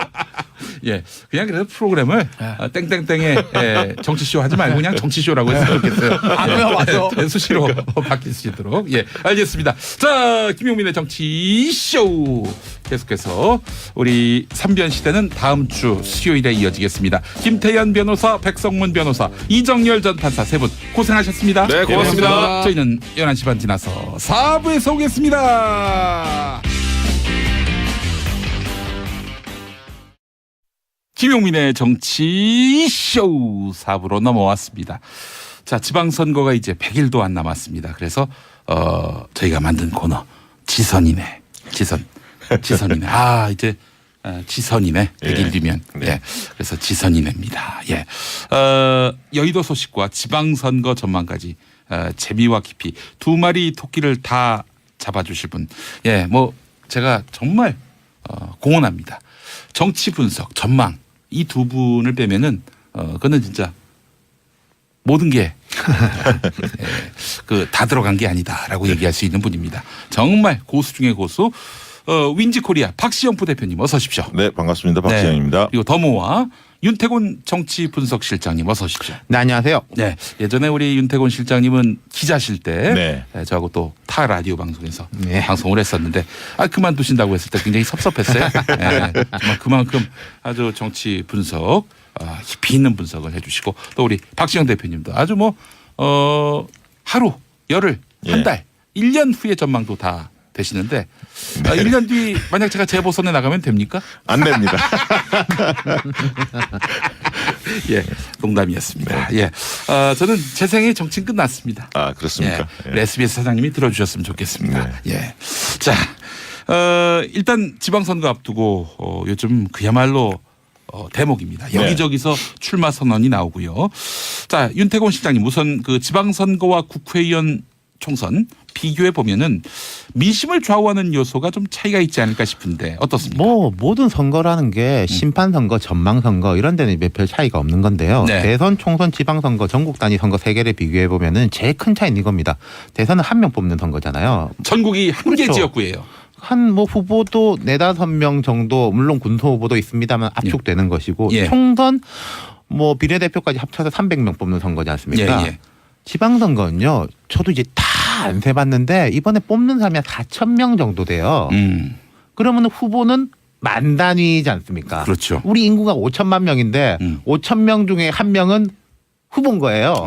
그러네요. 그러니까 이 선거라는 게 어떻게 보면 조직 대 조직. 제일 총력적인 선거가 어떤 면에서는 대선이나 뭐 총선보다 지방선거일 수 있다. 네. 그리고 후보가 10,000명이라는 것은 거기에 대해서 직접 이해관계자, 뭐 아주 가까운 가족이라든지 이 사람이 돼야지 내가 뭐 되고 하는 사람이 한 10만, 20만이 된다는 거죠. 그러겠네요. 예, 말 예. 그대로 풀뿌리 선거죠. 네. 사실은 그 지방선거, 총선, 대선 가장 극명하게 대조가 되는 것이 바로 여론조사 적중도입니다. 네. 뭐 대선은 사실 한 개의 선거구니까 맞히기 쉽죠. 뭐 정말 적중도가 어렵지 않은데 네. 총선은 그보다는 덜하고 네. 지방선거는 거의 여론조사의 무덤이다. 네. 이런 평가가 있습니다. 과거에 그랬었죠. 왜냐하면 과거에 이제 핸드폰 조사, 무선 조사가 그 구조적으로 할 수 없는 부분이 좀 있었습니다. 네. 그러다 보니까 집 전화로 하다 보니까 적중률이 굉장히 떨어졌는데 네. 최근에 어쨌든 안심번호가 도입되면서 휴대폰 가상번호가 도입되면서 그런 어떤 적중률은 과거보다는 좀 개선되지 않을까. 언론사도 그 가상번호를 이용해서 조사를 할 수 있으니까요. 예, 예, 그런 예. 측면이 있고요. 아까 이제 윤태균 대표님께서 말씀하셨는데 이 지방선거의 특징이 뭐냐면 정당 변수 못지않게 인물 변수가 상당히 중요합니다. 그러니까 총선이나 대선 비해서는 인물 변수가 훨씬 커진다. 그래서 예. 중앙에서 바람이 쫙 불더라도 예. 그게 그 전체적으로 판세를 좌지우지 못하는 경우가 좀 있습니다. 그러니까 예. 정당 지지도가 높더라도 인물의 경쟁력이 뒷받침되지 않으면 넘어가는 경우가 좀 있습니다. 예. 지난 2014년에도 세월호 사건이 터졌거든요. 아. 그 당시 17개 광역단체장 선거에서 지금의 여당인 민주당, 당시 야당이었죠. 야당이 7개를 석권했는데 예. 아니 9개를 됐죠. 9개 당선이 됐는데 사실은 더 우세할 것으로 전망도 많이 했거든요. 세월호 예. 사건이 워낙 충격적이었기 때문에. 그렇지만 인물 변수가 받치지 않으면 지는 경우도 종종 있었기 때문에 네. 각 정당이 어떤 인물을 내느냐 이 문제도 상당히 중요해 보입니다. 예. 최근까지 나온 여론조사를 보게 되면은 여당의 압승 구도였는데 안희정 변수가 돌출했습니다. 예. 안희정 변수. 뭐 100일 남겨놨는데 그때까지 이게 변수로 작용할 수 있을까요? 이건 뭐 제가 뭐라고 말씀드리기가 어려운 게요. 안희정만으로 100일 가기는 어려울 것 오늘, 같아요. 아니 근데 뭐 오늘 이 시간에도 네. 오늘 오전에도 뭐가 터지고 앞으로 이제 어디서 뭐가 터질지 전혀 알 수가 없다. 네. 그리고 정치적으로 대응을 하려면 이런 리스크에 대해 가지고 어느 정도 파악이 되는데 이것은 알 수가 없고 뭐 정파로 따질 것도 아니고 사회 전반적인 구조적인 문제가 섞여 있기 때문에 뭐라고 말씀은 드릴 수 없습니다만은 그래도 이제 조심스럽게 짐작을 해본다면은 현재 정도 수준이라면은 완전 본질적 수준에까지 영향을 미치기는 쉽지가 않을 것 같아요. 뭐 이제 여당 강세라든지 청와대 지지율의 강고함 같은 거. 그런데 이런 게 뭐 이런 정도의 크기가 계속 터져 나간다면 모르는 거죠. 박시영 대표님은. 네. 일단은 어쨌든 지금 말씀하신 대로 이게 진행형입니다. 아직 완료형이 아니기 때문에 변수는 분명히 있다. 네. 근데 이제 지금 시점까지만 본다면 어쨌든 바닥에서 그동안에 이제 목소리를 못 냈던 야당 지지층들 특히 이제 보수 야당의 지지층들이 사실은 박근혜 대통령 탄핵 그 이후에 대선에 대한 실패 그리고 최근에 MB 그 수사 비리 혐의까지 드러나면서 사실 할 말이 별로 없었거든요. 그 대통령 인기가 워낙 높았기 때문에 근데 이제 입을 열기 시작했죠. 사실 이 바닥에서 야당 지지자들이 좀 이게 흔히 말하는 이야기할 거리가 좀 생긴 거죠. 그런 측면에서 좀 특이한 부분이 분명히 있고요. 그다음에 이제 최근까지는 어쨌든 지금 현재까지는 민주당 관련된 인사들이라든가 진보 인사들이 이 미투 운동의 대상이 되는 경우가 많았기 때문에 어쨌든 지금까지는 여당의 악재임은 분명하다. 특히 이제 저는 이렇게 봅니다. 여성층을 비롯해서 20, 30대의 투표율이 좀 낮아질 거 아닌가. 그런 측면에서 본다면 20, 30대 지지가 상대적으로 높은 여당에게 불리하게 작동할 가능성이 있다. 왜냐하면 정치 혐오증이 굉장히 커질 것 같다라는 생각이 든다는 거죠. 예. 자, 그런데 민주당이 안희정 전 지사 정말 빛의 속도로 제명과 출당 조치를 내렸습니다. 이런 그 광속의 조치가 그나마 악재를 키우는 데는 뭔가 약적인 그런 효과 어떤 도움이 되지 않았을까 하는 그런 생각이 드는데 어떻습니까? 그게 질질 끄는 것보다는 나았겠죠. 네. 그런데 이제 이런 위기라는 거는 위기 자체도 문제지만 어떻게 대응하느냐가 문제 아니겠어요? 예. 저는 그날 밤에 한 것보다 그 다음 날 게 차라리 나았다고 생각해요. 예. 긴급하게 한 것은 뭐 말하자면 내일 조간신문에 나올 때 안희정 사태가 터졌는데 당은 이렇게 했다까지 나오기 위해서 밤에 한 거거든요. 그게 아니면은 안희정 사태가 터졌고 뭐 민주당은 내일 아침에 회의를 한다. 지금 뭐 고민 중이고 폭탄 터졌다. 이런 식으로 기사가 나갈 거 아니겠습니까? 그걸 막기 위한 건 1차적인 건 맞는데 그것보다는 뭐 자성하고 성찰하고 구조적인 문제를 어떻게 하겠다라고 나가야 된다는 거죠. 다행 민주당 입장에서 본다면 그 다음 날 그 젠더 TF를 특위 차원으로 격상시키고 뭐 앞으로 이제 당에서도 철저 조사를 하겠다, 뭐 신고센터를 만들겠다라고 하면서 사건 터진 것보다 대응해서 우리는 그래도 다르다라는 걸 보여주느냐 못 보여주느냐 여기 달려 있는 거겠죠. 민주당 대응 어떻게 보세요? 저는 뭐 예를 들면 질질 끄는 것보다는 신속하게 대응한 것이 잘했다 이렇게 봅니다. 그나마 이게 사실 정상적인 공당이라면 의뢰 그렇게 신속하게 대응하는 게 좋은데 과거 정치권에서는 그렇지 못했죠. 과거 정당들은 좀 질질 끌고 뭐 이러다 보니까 국민들이 지탄을 받았는데 그런 면에서는 잘했다 이렇게 봅니다. 사실은 안희정 지사가 당내 대권주자 차기 대권주자로서 선도 자리에 있었던 인물 아니겠어요? 원투펀치죠. 그래서 이분을 빛의 속도로 출당 제명을 했다. 이 부분은 쉬운 결정은 아니었을 텐데 상당히 신속했다는 점. 네, 그 워낙 내용이 사실 충격적이었잖아요. 예. 그렇죠. 그리고 이게 만약에 그냥 신문 기사로 났으면요. 예. 뭐 이게 어쩌고 저쩌고 또 뭐 뒤에 뭐가 있니 어쩌니 이런 사람들도 많았을 겁니다. 하지만 저는 이번에 참 극명하게 느낀 게 방송의 힘이라는 거 있지 않습니까? 예. 그 피해자가 처연한 모습으로 이게 그리고 얼굴을 다 공개한 것에 대해서 내가 살기 위해서 보호받기 위해서 이렇게 할 수밖에 없었다라고 나오니까 거기에 대해서 뭐라고 덧붙일 수가 없게 되는 거죠. 예. 자, 네. 그렇습니다. 그 피해자의 입장 또 법률적 대응 이 네. 부분은 저희가 앞선 시간에 다뤘고 정치적 파장을 한번 집중해서 보자면은 네. 이 안희정 쇼크의 가장 직격탄을 맞은 인물하면은 박수현 전 청와대 대변인, 이 충남지사 이번에 도전하는 박수현 전 대변인이 아닐까 싶은데 어떻습니까? 네, 일단 뭐 안희정의 친구로 알려져 있고요. 예. 안희정 후광육과의 최대 수혜주죠. 네. 그래서 어쨌든 이제 문재인 정부에 있어서 청와대 대변인도 했었고 최근에 이제 여론조사 해보면 예. 상당히 그 앞서가고 있습니다. 사실 당내 후보들을 망라하고 여야 가릴 거 없이 1위를 달리고 있었는데 어쨌든 타격은 불가피하다고 보여집니다. 그 박수현 대변인의 그래서 선거 슬로건이 네. 안희정의 친구, 문재인의 대변인 음. 뭐 이거였던 것 같아요. 예. 그게 박 대변인이 제일 상징적이고 민주당 지금 충남 경선 주요 후보들 뭐 복귀왕, 아산시장, 양승조 의원들도 약간 대동소이했죠. 근데 그 중에서 박수현 전 대변이 제일 더 상징성이 있었던 거 아니겠습니까? 예. 그러니까 개인적 타격인 것이고 그리고 기초단체급으로 가도 충청권은 수두룩해요. 안희정 전 지사하고의 이 친연성을 강조한 사람들이 이런 부분 그래서 지방선거에 딴 데는 또 모르겠지만은 예. 충남 권은 좀 상당하게 여권에게 불리할 것이다. 그리고 조금 더 확장시켜서 보자면은 지방선거뿐만 아니라 그 이유까지 볼 때 안희정 전 지사가 차지하고 있었던 독특한 포지션 있지 않습니까? 예. 민주당의 예를 들어 가지고 문재인 대통령 중심으로 본다면은 좀 거치게 말하자면 좀 왼쪽은 이재명 시장, 네. 오른쪽은 안희정 지사가 있어가지고 쌍끌이로 해가지고 확장성을 가져갔던 거잖아요. 예.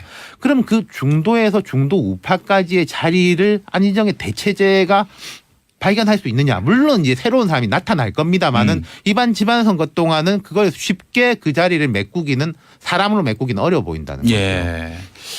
자, 그런데 저는 이런 의문이 들어요. 네. 아니 박수현 전 대변인이 예를 들어서 충남 부지사로서 네. 안희정 지사의 이런 성폭행 네. 사실을 알고 있었고 은폐하는데 네. 동참했다. 그러면 비난받을 여지가 상당하고 아울러 뭐 충남지사 출마 자격이 이제 박탈되는 거나 다름없는데 아니 본인은 이 사실을 당연히 인지 못했다고 이야기하고 있고요. 네. 근데 도덕적 책임만으로 이렇게 뭐 박수현 전 대변인 지지율이 떨어진다. 뭐 그리고 출마해봐야 안 된다. 이런 얘기가 나온다는 것이 좀 이해가 안 돼요. 예. 지금 그렇게 속단할 상황은 아닌 것 같고요. 네. 어떤 뭐 지표가 발표된 적은 없거든요. 여론조사 결과가. 예. 다만 이제 아까 있던 그 안희정 지사하고 가깝게 실제로 지냈던 분이시기 때문에 그 안희정에 대한 마케팅 이런 것을 본격적으로 해왔기 때문에 충남 민심의 어떤 향배 그리고 미투 운동이 또 어디로 더 튈지 이런 등등을 좀 자숙하면서 네. 지켜보지 않을까. 그래서 저는 뭐 한 3월 말까지는 지켜보실 것 같고요. 이게 어느 정도 이제 윤곽들이 좀 드러나면 그때 예. 이제 판단을 하시지 않을까 그렇게 생각하는데 예. 제 개인적으로는 그것 때문에 불침한다? 그렇죠. 그건 아니죠. 그까지는 아니죠. 근데 네. 이제 이런 거는 있어요. 이제 김용민 앵커 말씀하신 게 맞는데 이거 동전의 양면이거든요. 그럼 예를 들어서 안희정 충남지사가 할 때는 자기가 같이 옆에서 안 했는데도 그 후광을 봐가지고 지지율이 오른 게 있지 않습니까? 예. 그럼 이 마이너스인 면도 마찬가지인 거라고 볼 수 있는 거죠. 예. 그러니까 저는 그 박수현 지지층에서 일부 지지율이 이제 떨어질 텐데 이 지지층이 타 후보의 지지로 옮겨가기보다는 유보층으로 빠질 거라는 거죠. 판단 유보층. 유보층. 그래서 예. 좀 상황을 지켜볼 거라고 예. 보여집니다. 이게 자유한국당 이야기까지 좀 이어서 보자면은 뭐 충분히 야당 입장에서는 공격할 만합니다. 예, 거꾸로 뒤집어 놓는다고 해도 민주당이 공격 안 하겠습니까? 하겠죠. 예. 근데 지금 전 야당이 어떤 포지션을 가져야 갈 거냐. 예를 들어 공격을 한 6을 한다면은 4 정도는 우리도 성찰한다, 반성한다, 돌아보겠다 이런 걸 줄 때 좀 사람들이 신뢰를 줄 건데 예. 뭐 좌파가 더 걸렸으면 좋겠다. 뭐 속으로는 신날 수 있지만은 예. 표정 관리라도 하는 게 필요. 필요한데 예. 이런 식으로 하는 게 저는 약간 이해가 안 돼요. 물론 자유한국당 입장에서는 그동안에 너무 배가 고팠기 그렇지. 때문에 당장 이게 좀 약간 정신을 못 차리는 듯한 느낌이 나는데 예. 거기도 전략가가 있다면은 아마 예. 그런 판단을 할 거예요. 그렇죠. 그리고 하나 더 말씀드리면 이게 좀 달라진 풍토가 이번에 생길 것 같아요. 뭐냐면 과거에 자세보다는 능력을 좀 중시했거든요. 예. 유권자의 판단 기준이. 예. 근데 이제는 공인으로서의 어떤 자세 이런 부분들을 꼼꼼히 좀 따져볼 것 같고요. 예. 두 번째는 각 당의 공천 기준이 훨씬 더 엄격해질 것 같다. 이런 예. 부분은 분명히 달라질 것 같습니다. 예. 저 사실 그 장제원 대변인이 자유한국당 네. 이런 말을 했지 않습니까? 민주당은 충남지사 공천하지 말라. 네. 예.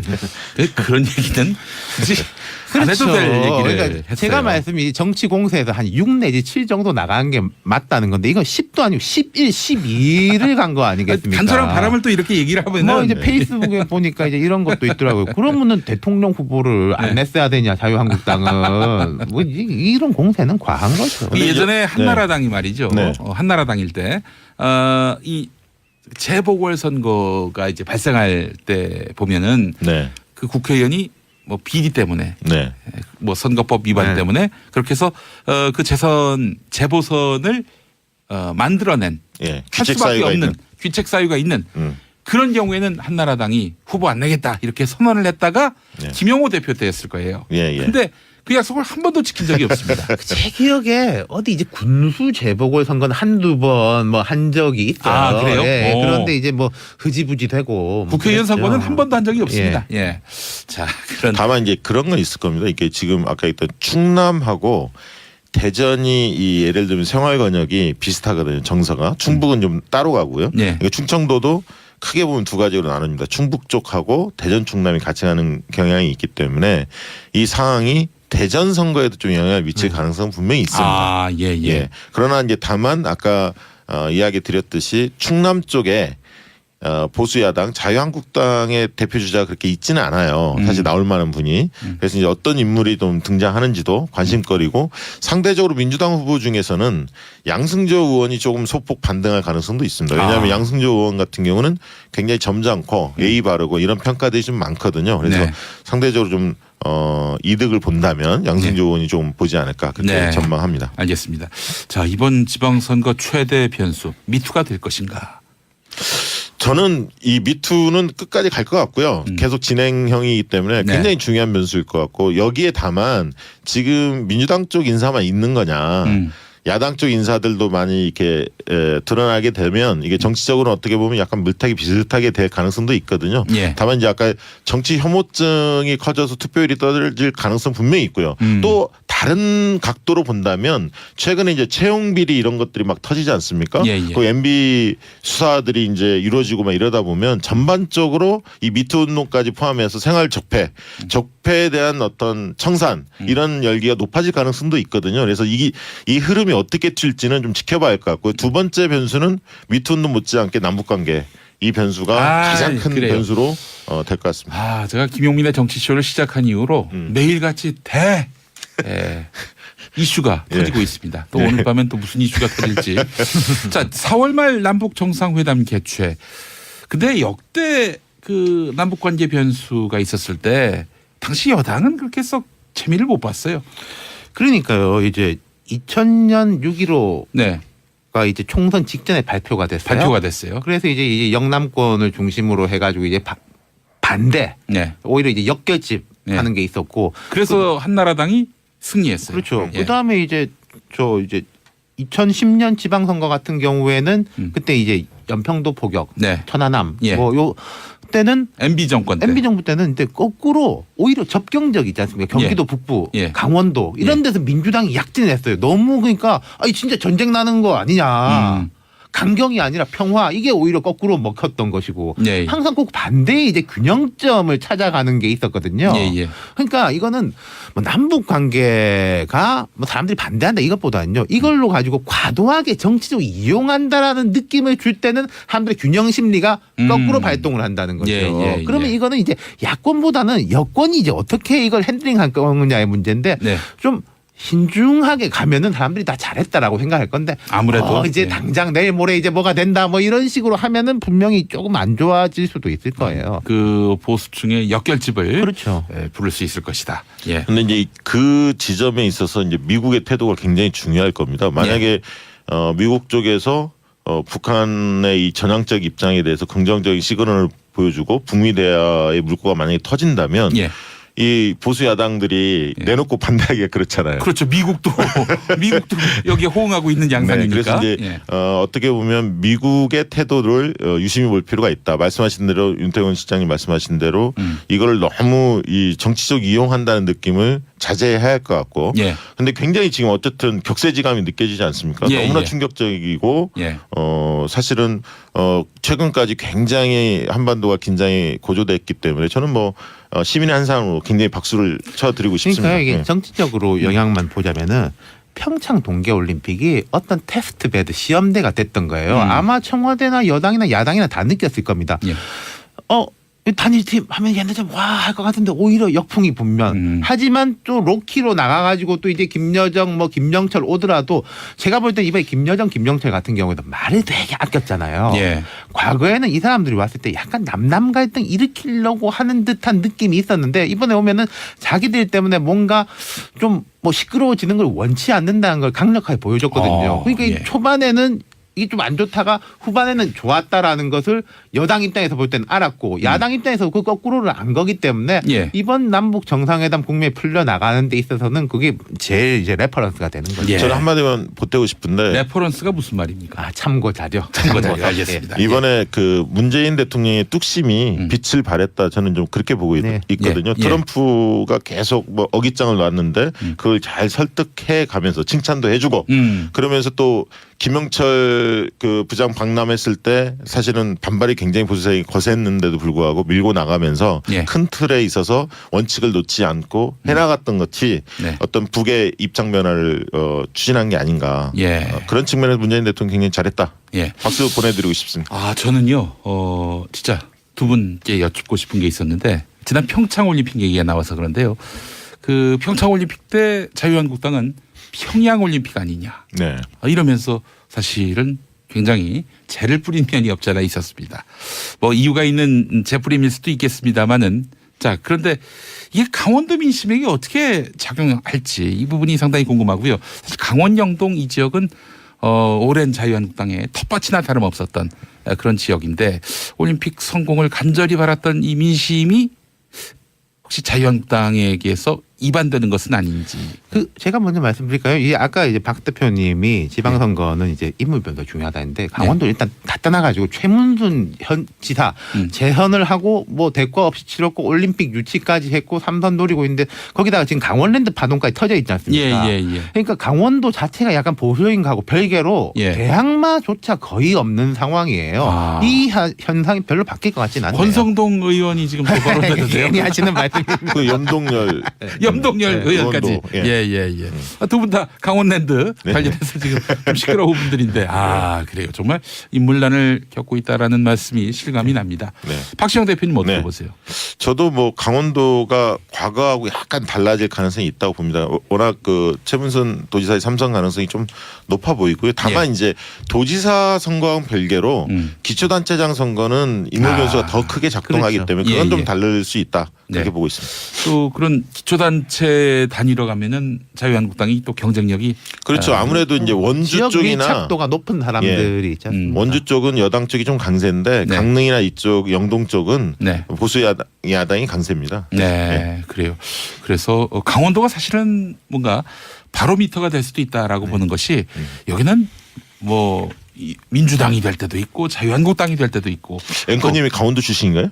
그렇습니다. 역시 관심이 많았죠. 제 3당이 될 때도 있고 그래서 민심이 어디로 쏠렸냐 했을 때 뭐 제주도 보는 분들도 있던데 충청도 보는 분들도 있는데 저는 강원도도 네. 볼 필요가 있다. 그리고 사실 저는 지금 만약에 이게 남북 정상회담 이 국면이 잘 관리해 나간다면 예. 가장 어려운 국면에 놓일 정당 중에 하나가 네. 바른미래당일 수도 있습니다. 아, 바른미래당. 왜냐하면 예. 신안보 보수층이라고 하는 20, 끼이는 30대, 거죠. 20, 30대의 신안보 보수층들이 있는데 예. 이 층들이 민주당 쪽에 호감을 가질 가능성도 있거든요. 예, 그러다 예. 보면 중간지대가 협소해질 가능성이 있습니다. 아, 그렇군요. 알겠습니다. 자, 오늘 두 분과 함께 지선이네.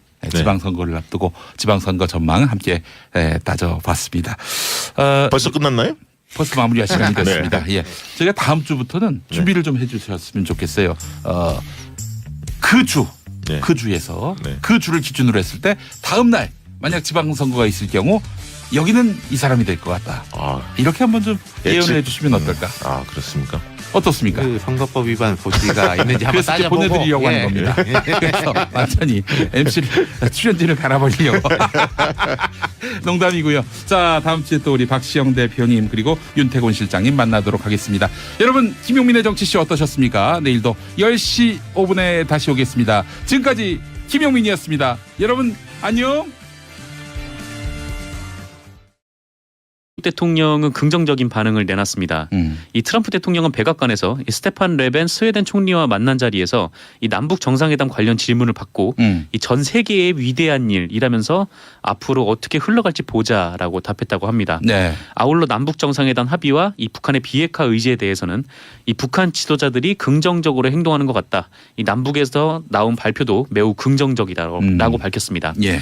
다만 지금까지 북한과 좀 먼 길을 걸어왔다면서 좀 지켜보자는 말도 덧붙이긴 했는데 그래도 반응은 대체로 긍정적으로 나타나서 예. 이제 곧 특사단이 미국으로 가죠.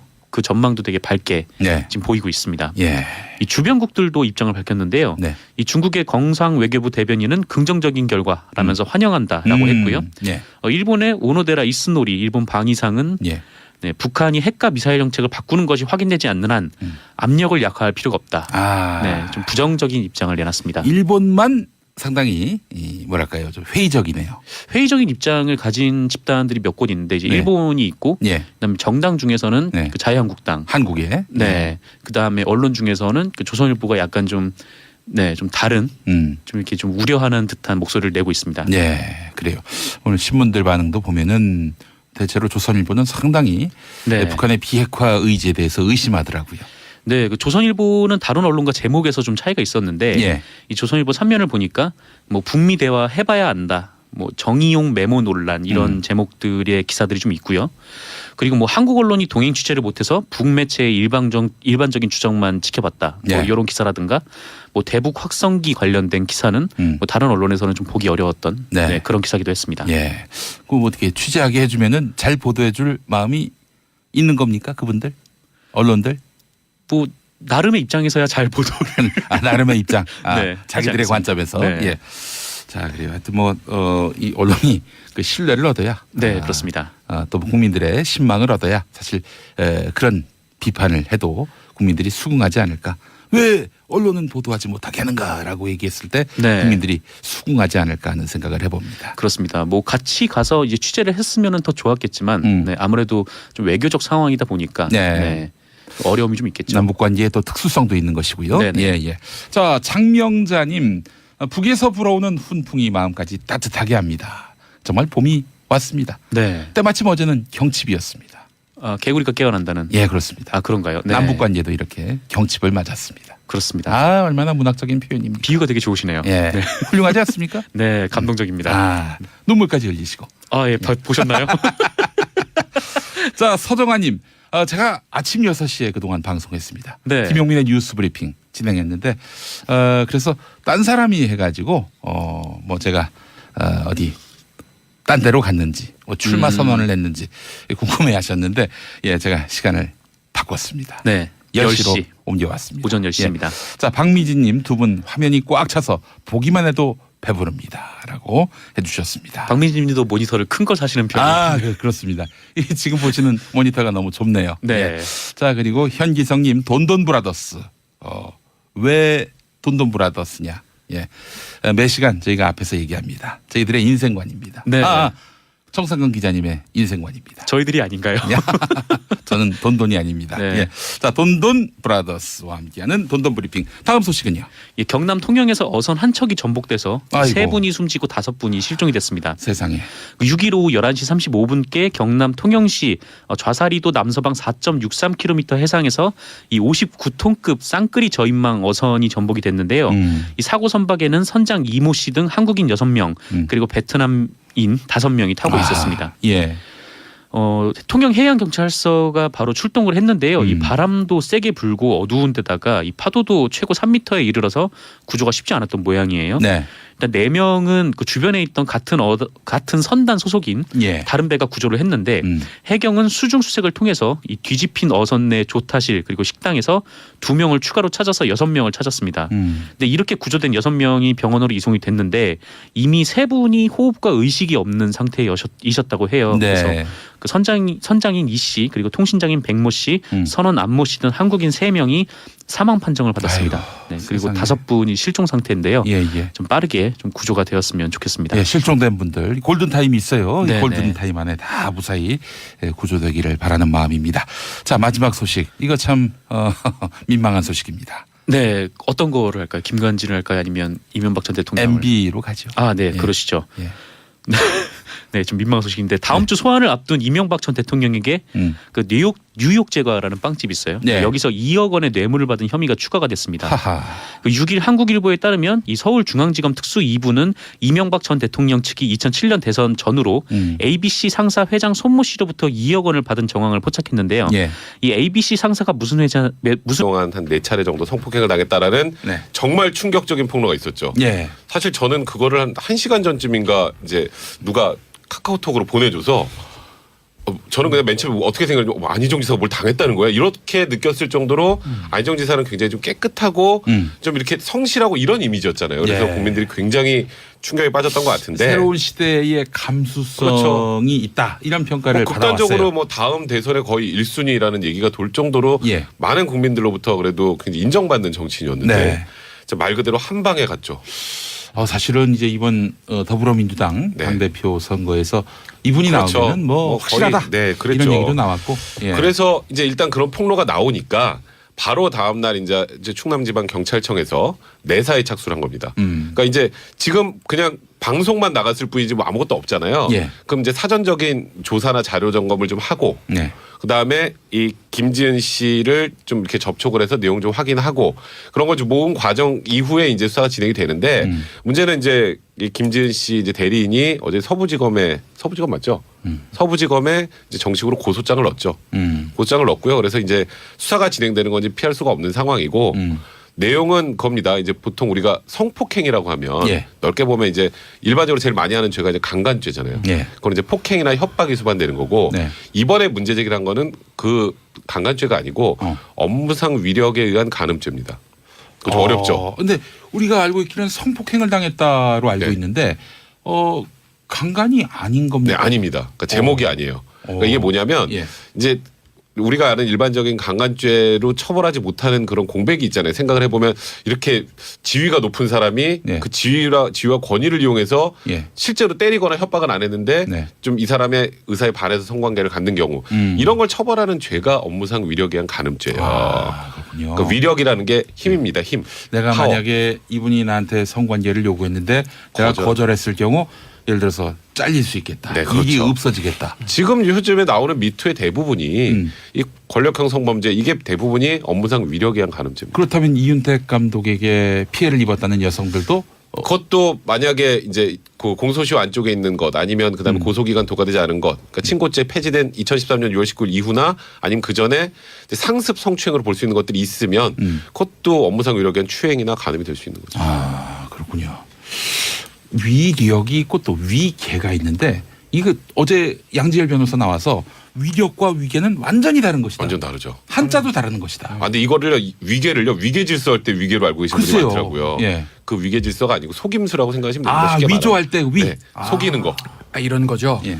폭행 협박보다 이제 강간죄는 폭행 협박에서 있잖아요. 네. 폭행보다 한 단계 낮은 게 위력, 협박보다 한 단계 낮은 게 위계라고 하는데 네. 예를 들면 이거 예. 정말 예예요. 예. 안희정 지사가 예. 일단 전 지사는요. 안희정 전 지사가 이제 김지은 비서하고 이제 뭐 이렇게 관계를 맺기 전에 예입니다. 예. 만약에 안희정 지사가 야, 너 내 말 안 들으면 너 자른다.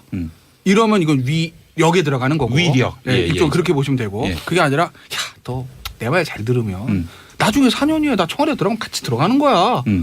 그러니까 이렇게 얘기하면 그 위계. 이런 식으로 보시면 돼요. 그러니까 약간 유혹이나 유인 요건 이제 위계 쪽으로 보시면 되는 거고. 네. 그리고 약간의 협박성 멘트가 들어가면 위력으로 보시면 돼요. 아주 쉽게 그냥 예를 들어서 말씀드립니다. 그런 말을 안 하더라도 그런 느낌을 갖게끔 만드는. 그러니까 그게 이제 문제인데, 그러니까 이제 김지은 씨 인터뷰 전문을 제가 꼼꼼히 봤는데 예. 일단 뭐 폭행 협박했다는 얘기는 없어요. 그러니까 이제 수사기관도 강간죄 얘기는 안 하는 거 아니겠습니까? 예. 근데 다만 이제 범죄가 성립될 수 있는 그 부분은 뭐냐면 내가 이러시면 안 된다고 그랬는데 예. 말을 한번 했다는 거예요. 예, 예, 그런데 지사님이기 때문에 내가 거부할 수 없었다. 그러면서 평소에 안희정 전 지사가 본인에게 너는 내 비서고 수행비서니까 내 얘기를 들어야 된다. 남들이 다 노라고 해도 너는 예스라고 해도 이런 얘기를 평소에 했다고 이제 본인이 얘기를 하지 않습니까? 예, 예. 그러니까 거부할 수가 없었다. 그 사람은 지사고 나는 이 수행비서 이런 얘기를 합니다. 예. 그렇기 때문에 이제 업무상 위력 또는 위계를 이제 생각을 하는 거고 실제로 위력이 될지 위계에 될지는 그 당시에 서로 어떤 멘트가 있었는지는 봐야 되는데 네. 일단 어저께 피해자들이 고소한 죄명을 보니까 예, 예. 추행 부분은 업무상 위력에 의한 추행으로 보는 것 같고 예, 예. 가는 부분은 위계로 이렇게 이제 제목을 썼더라고요. 네. 그러니까 실제로 성관계 하기 전에 이제 일종의 어떤 그런 대화들은 예. 아까 제가 말씀드린 그런 너 내 말 잘 들으면 예. 뭐 잘 될 거야. 예. 뭐 나 나중에 이렇게 되면 너도 잘 되는 거 아니겠어? 뭐 예. 이런 류의 아마 멘트가 들어가지 않았을까 싶어요. 현재까지 추정은요. 집권은 대박이다. 예? 이런 그래서 그래 집권은 대박. 나도 대박, 너도 대박, 위아도 대박. 뭐 이런 예. 얘기를. 예. 근데 일단 그 고소장 내용만 보면 그런 이유가 들어갔을 거로 추정을 하는 거고 하지만 아직까지 이제 안희정 지사가 조사 끝난 건 아니니까 예, 예. 법적인 판단은 조금 이제 우리가 딱 단정할 수는 없죠. 근데 지금 분위기상으로는 예. 김지은 씨가 이제 방송에서 했던 멘트들을 쭉 종합해 보면 이건 위계 쪽보다 위력에 더 가깝습니다. 저는 그 정확하게 그 부분을 좀 확인을 해봐야 될 것 같아요. 자, 이정료입니다. 네. 왜냐하면 또 이제 만약에 나갔다가 별난이라도 일어나면 그럼 참 골치 아픈 일이 발생하거든요. 네, 그래서 그렇습니다. 사실은 이 북한 지도자가 북한 영토 밖을 나간다는 것은 굉장히 부담스러운 일이었다라는 게 또 북쪽의 사정인 것 같습니다. 네. 근데 어쨌건 넘어오는 거죠. 이 몇백 미터 되지는 않지만. 네, 그렇습니다. 네, 그리고 이제 두 번째는 남북 정상회담 전에 정상 간 한 라인을 설치해서 첫 통화를 하기로 했습니다. 네. 이 필요할 때마다 정상 간의 상시 통화를 할 수 있는 거라 이것도 상당히 의미가 큰 그런 조항인 것 같아요. 예. 이 세 번째는 북한이 자신들에 대한 군사적 위협만 해소되고 체제 안전이 보장된다면 이 핵을 보유할 이유가 없다라는 점을 명확히 했습니다. 이게 바로 키포인트입니다. 네. 예. 비핵화를 할 수 있다는 거죠. 그렇습니다. 그 네 번째도 키포인트인데 북한은 비핵화 협의 및 북미 관계 정상화를 위해서 이 미국과 허심탄회한 대화를 할 수 있다는 용의를 표했습니다. 네, 종합하면은 네, 미국이 지금 비핵화를 계속 요구를 하고 있잖아요. 근데 그렇죠. 이전만 해도 비핵화는 의제가 아니다라고 북한에서 얘기를 했었는데 네. 네, 이제 의제가 될 수 있다라는 신호를 보낸 거죠. 미국 쪽도 저렇게 북한이 계속 핵을 고집한다면은 네. 유핵화를 고집한다면은 있을 유자에 유핵화를 고집한다면은 그럼 핵동결을 전제로 네. 만나는 것 어떻겠나 하는 그런 양보안도 사실 검토 안 했던 건 아니에요. 그렇죠. 그게 이제 우리 측 문재인 대통령이 제안한 네. 이 단계적 비핵화론 뭐 그런 것이기도 하고요. 예. 그런데 이제 북한이 비핵화를 전제로 얘기할 수 있다라고 얘기를 한 셈이기 때문에 네. 네, 뭐 미국으로서는 뭐 안 받아들일 이유가 지금 없어진 거죠. 특사단 같은 경우 이번에 사실은 뭐 특사단을 중매로 이렇게 비유하는 사람들이 있던데 네. 말하자면은 아무개가 있는데 아무개 한번 만나볼 생각이 있느냐? 네. 이걸 타진하러 북에 갔다가 혼수까지 다 정하고 온 거예요 한마디로. 네, 그렇죠. 뭐 동아일보 칼럼에서도 좀 비슷한 네. 얘기가 있었는데 네. 뭐 미국 쪽에서 얘기하는 게 엄청나게 뭐 재력도 좋고 막 속된 말로 이제 뭐 얼굴도 이제 뭐 출중한 뭐 그런 사람을 계속 이제 요구를 하고 있는 네. 뭐 그런 상황이다 뭐 그렇게 비유를 하더라고요. 예, 그렇습니다. 근데 반면에 이 조선일보 칼럼에서는 예. 네 그때 그 과거 임진왜란 직전에 그 조선에서 일본의 특사를 파견하지 않았습니까? 그렇죠. 그거랑 비유를 하는 칼럼도 있더라고요. 그걸 또 그렇게 비유합니까? 네, 예. 굉장히 좀 당황스러운 칼럼이었는데 예, 예, 어쨌건 예. 그렇고요. 예. 다섯 번째로 대화가 지속되는 동안에 추가 핵실험 및 탄도미사일 시험 발사 등 전략 도발을 하지 않기로 했습니다. 그리고 핵무기는 물론 재래식 무기도 남측을 향해 사용하지 않겠다고 약속을 했고요. 예. 사실상 이제 평화 체제로 접어들 수 있다 뭐 그런 의미인 것 같고. 사실 북한이 그동안 무기를 개발한 게 네. 뭐 탄도미사일 이런 걸 개발한 걸로 봐서는 네. 뭐 남측을 적대시할 목적의 무기 개발은 아니었던 것 같아요. 그렇죠. ICBM을 굉장히 네. 오랫동안 개발을 해왔는데 네. 사드를 배치하면서 이제 논란이 좀 됐었죠. 그 부분도. 네. 예. 그리고 남측 예술단과 이 태권도 시범단의 평양 방문도 합의를 했고요. 뭐 합의문에는 없었지만 더 엄청났던 거는 이 북한이 한미 연합 훈련에 대해서 중단을 요구할 것이다 이런 전망이 있었는데 예. 예년 수준의 한미 연합 훈련에 대해서는 이해한다라는 입장을 밝혔다는 겁니다. 4월에 있을 군사 훈련도 네. 문제시하지 않겠다. 그렇습니다. 예. 아무래도 우리가 중재 역할을 하다 보니까 뭐 북한 입장에서도 우리를 그렇게 크게 곤란하게 하고 싶지는 않은 모양인 것 같아요. 네. 북한이 이렇게 파격적으로 나오게 된데 어떤 배경이 있는지 궁금해하는 분들이 많더라고요. 네, 저도 궁금합니다. 네. 당신이 얘기를 해주셔야 되는 거 아닙니까? 근데 뭐 어쨌건 북한에서도 뭐 여러 언론들의 분석을 보면 예. 뭐 북한에서도 뭐 지금 이제 정상 국가로 인정을 받고 좀 이제 내부 경제 상황이 좀 심각하다 보니까 예. 뭐 더 이상 좀 시간을 끌 수 있는 뭐 그런 게 좀 어렵다라는 판단이 있었다라고 이렇게 분석들을 하고 있더라고요. 예. 또 마침 또 평창 동계올림픽이 개막이 됐고 네. 이 모멘텀을 계속 가져가야 대화가 좀 이어질 수 있을 것 같은 좀 그런 것도 있겠고요. 사실 이제 9월이 되면은 네. 북한 정권 창건 이 70년이 됩니다. 70주년. 예. 네, 그렇습니다. 70년을 맞아서 뭔가 가시적인 성과가 있어야 합니다. 네. 김정은 위원장 집권한 지 이제 뭐 5년 넘었죠. 네, 2012년부터인가 아마 집권을 했을 테니까. 그렇습니다. 네. 6년이 되겠네요. 네네. 횟수로. 자, 이 6년이 지나도록 뭔가 성과가 없다. 인민의 삶에 별다른 진전이 없다. 그랬을 경우 체제를 유지하는 것은 또 쉬운 일이 아니고 그러니까 아무래도 이 핵으로 몸값을 잔뜩 올려놨다면은 이제는 뭔가 이 실질적인 인민들의 삶의 개선 이런 것들을 도모하지 않을 수 없는 그런 국면에 놓였기 때문에 이번에 김정은 위원장이 파격적으로 남북 대화에 적극 응한 것이 아니겠는가. 네. 또 그래서 가시적인 성과를 남측 특사단에게 이렇게 안겨주고 보낸 것이 아닌가 하는 그런 분석이 있습니다. 그렇군요. 네. 알겠습니다. 아시면서 굳이 저한테 물어보신 이유는 뭡니까? 아시는지 모르시는지 네. 알고 싶어서. 예. 네. 네. 알겠습니다. 다음 이슈 갈까요? 다음 이슈 살펴보겠습니다.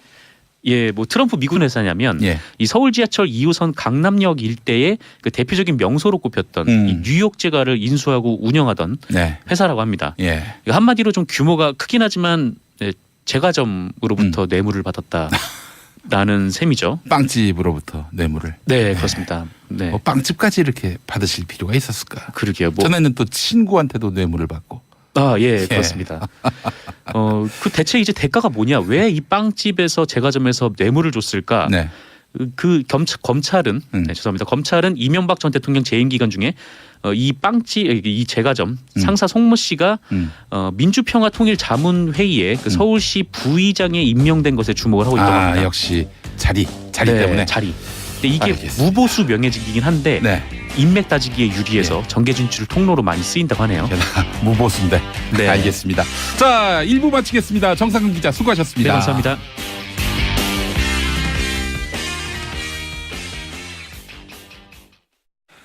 김용민의 정치쇼. 네. 2부로 넘어왔습니다. 자, 수요일은 항상 삼변 시대로 여러분과 함께합니다. 법조인의 눈으로 본 대한민국 정치사회 법조 뉴스. 이번 주도 정말 산적한 이슈들이 많은데요. 자, 지난주 삼변 시대에 나오셔서 이팔성 씨가 비밀 메모를 정말 말 그대로 씹어먹을 뻔했다. 이런 특종을 터뜨려 주신 우리 김태현 변호사님 어서 오십시오. 안녕하세요. 예. 자랑부터. 좋은 방송이에요. 이번 주도 하나 좀 터트려봐요. 아니 제가요 자랑을 해야지. 제가 원래 이제 삼변시다 하면 항상 또 단독을 또 하지 않습니까? 단독. 지난주에 제가 나와서 예. 공개적으로 두 개를 말씀드렸어요. 뭘 말씀드렸냐면 예. 이팔성 씨가 어떻게 조사받았냐? 예. 이병모의 메모가 있었다. 그 조사를 하다 보니까 거기서 이팔성 이름이 나왔고 네. 이팔성을 씨를 조사하다가 집에 압수수색 갔더니 네. 메모지를 뜯어서 먹고 있는 거를 식용될 것도 잡혔다. 아니고 뭐. 그래서 이팔성의 비망록이 시상에 나왔다. 이걸 말씀드렸는데 그날 저녁에 이 두 개가 다 모 언론사에 단독 보도 나왔습니다. 단독 보도. 예. 그리고 제가 이제 우리 이제 항상 재밌는 얘기는요. 2부에서 3부 나갈 때고 광고 나갈 때 제가 백브리핑을 하거든요. 예. 그때 제가 백브리핑에서 지난주에 무슨 말씀을 드리냐면 예. 김선남 의원이 지금 공천원건 문제가 있다. 아, 한나라당 비례대표. 예. 그 말씀드렸는데 또 그 다음날 또 언론사 단독 보도로 나왔습니다. 요거는 제가 증언해 드릴 수 있습니다. 예. 했어요. 그래서 예. 오늘도 제가 우리 저 정치쇼 청취자 여러분들 위해서 단독을 하나 말씀을 드려야 오늘 또 되는데 하나 인사 좀 가져오셨습니다. 끝나고 인사 좀 끝나고요. 예. 오늘은 이따가 백브리핑 할 때 하려고요. 아, 백브리핑. 파장이 있을 것 같아요. 예, 알겠습니다. 자, 그래요. 이따가 또 특종 기대하고. 자, 이번엔 삼변시대 패셔니스타. 비교 대상이 3변입니다. 다른 분들하고. 아 이거 아니에요. 예, 뭐 예. 웬만하면 여기보다 좀 괜찮은 많이. 자, 우리 피플문 백성문 변호사님. 네, 어서 오십시오. 안녕하세요, 백서 변호사입니다. 반갑습니다. 아, 이름이 굉장히 좋습니다. 피플문. 예. 그래도 출마할 때 만약 출마하실 일 있으면 피플문으로 미셔도 되겠어요. 백성문. 와 처음 들어봤어요. 이거 지금 아니요. 태어나서 지금까지. 왜냐면요. 제가 이 백성문 이름을 가지고 제가 만든 원래 고등학교 1학년 때부터 친구거든요. 그렇습니까? 네. 그래서 제가 만든 별명이 있는데 네. 방송에서 할 수가 없는 별명이에요. 근데 야 피플문이라는 이게 좋게 평가를 해주시네. 난 이 생각을 못했어요 저는. 피플문으로는 출마도 해야 되겠네. 이거 보니까 뭐 좋네요. 아, 이게 제가 만든 거랑은 이름입니다. 질적으로 다릅니다. 선거 친화적인 이름이에요. 소개전이긴 한데 저기 별명이면 혹시 백 변호사님 문빠세요? 전세모. 알겠습니다. 자, 이번엔 대한변협에서 거부당한 워낙 큰 분이라서 감히 대한변협이 끌어안을 수 없는 큰 판사. 정치쇼 청취자들 마음속에는 이미 변호사 이정열 전 판사님 어서 오십시오. 안녕하십니까. 근데 왜 다른 분은 현직인데 저는 왜 전직으로 소개해 주세요? 아, 그럴까요? 예. 그러면 현 법무법인 동안의 사무장입니다. 사무장. 예, 알겠습니다. 두 분은 변호사를 대표하시고 또 한 분은 사무장을 대표하시고. 아니, 삼변 시대인데 왜 변호사님을 부르시지? 사무장을 부르셨어요. 사무장인데 변호사보다 더 잘 알아. 그게 함정이죠. 알겠습니다. 저는 이제 피의자계를 대표해서 피의자계를 대표해서 제가 나왔습니다. 예. 자, 오늘도 세 분이 똘똘 뭉쳐서 정말 재미난 삼변 시대 기대하겠습니다. 자, 특종 뭐 하나 좀 푸시죠. 일단 상황 좀 보고 제가. 상황 보고. 일단 알겠습니다. 제가 백브리핑 해드릴게요. 예, 알겠습니다. 백브리핑. 자, 백브리핑 제가 김 변호사님 저렇게 비싼 티 내시는 분이 아닌데. 요즘은 굉장히 비싼 척해요. 지난주에 단독 2개 그날 저녁에 메인 뉴스에 딱 방송 하나씩 나왔죠. 근데 이거 백브리핑 한 거. 업무상 비밀 누설은 아니죠? 아니죠. 좀 다 비공식상 비밀 누설입니다. 그냥 한 며칠 빨리 말씀드리는 업무가 방송이시라서. 그런가요? 그런가요? 알겠습니다. 자, 안희정 쇼크 정말 오늘도 충격파가 계속되고 있습니다. 성폭행 의혹에 대한 수사가 시작됐다고 하는데 수사가 시작됐다는 보도가 있고 내사가 시작됐다는 보도가 있는데 수사와 내사는 다릅니까? 네, 같습니까? 그러니까 수사 전 단계 내사라고 보시면 돼요. 그러니까 광의의 수사. 그저께 이제 사실 김지은 그 당시에 이제 수행비서 시절에 안희정 지사에게 이제 8개월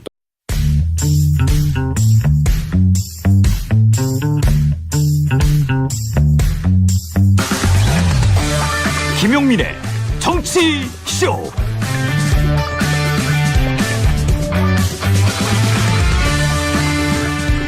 안녕하십니까. 대한민국의 시사 토네이도 김용민의 정치쇼 김용민입니다.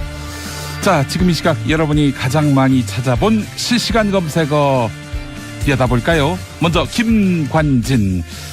박근혜 정부 시절 청와대 안보실장을 지냈던 인물이죠. 세월호 참사의 책임 박근혜 전 대통령에게 있는 것이 아니다, 이렇게 이야기를 했었는데 이것이 과연 사실인가, 혹시 책임을 다른 쪽으로 옮기려 한 그런 의도가 있는 것 아닌가 하는 여러 가지 의혹 때문에 구속영장이 청구됐는데 법원이 오늘 새벽 기각했습니다. 그래서 이름이 올랐고요. 자, 또 다른 검색어 보겠습니다. 일본 화산. 일본 화산도 관심사입니다. 어제 낮에 규슈에서 화산이 폭발했지요. 한라산 높이보다 더 높은 2,300m까지 연기가 치솟았다고 하는데 얼마나 대단했는지 제주가 화산재의 영향을 받을 것으로 보입니다. 아베 일본 총리 가슴에도 화산재가 쌓이고 있죠. 일본 빼고 남북한, 미국, 중국 모두가 환영하는 남북정상회담. 남북정상회담이 포털 검색어 상위 순위를 기록하고 있습니다. 4월 말에 문재인 대통령과 북한 김정은 국무위원장이 만나는데요. 그렇게 되면 3차 남북 정상회담이 되겠습니다. 자, 그래서 이 세 가지 검색어 중에 용디, 김용민이가 고른 실시간 검색어는 역시 남북 정상회담입니다. 북한이 비핵화의 의지도 밝혀서 크게 주목받고 있는데 이왕 이렇게 만나게 된 거 자주 만났으면 좋겠습니다. 아참, 남북 정상 사이에 핫라인도 설치된다고 하지요. 그래서 이 노래 안 들을 수 없습니다. 장기하와 얼굴들의 우리 지금 만나.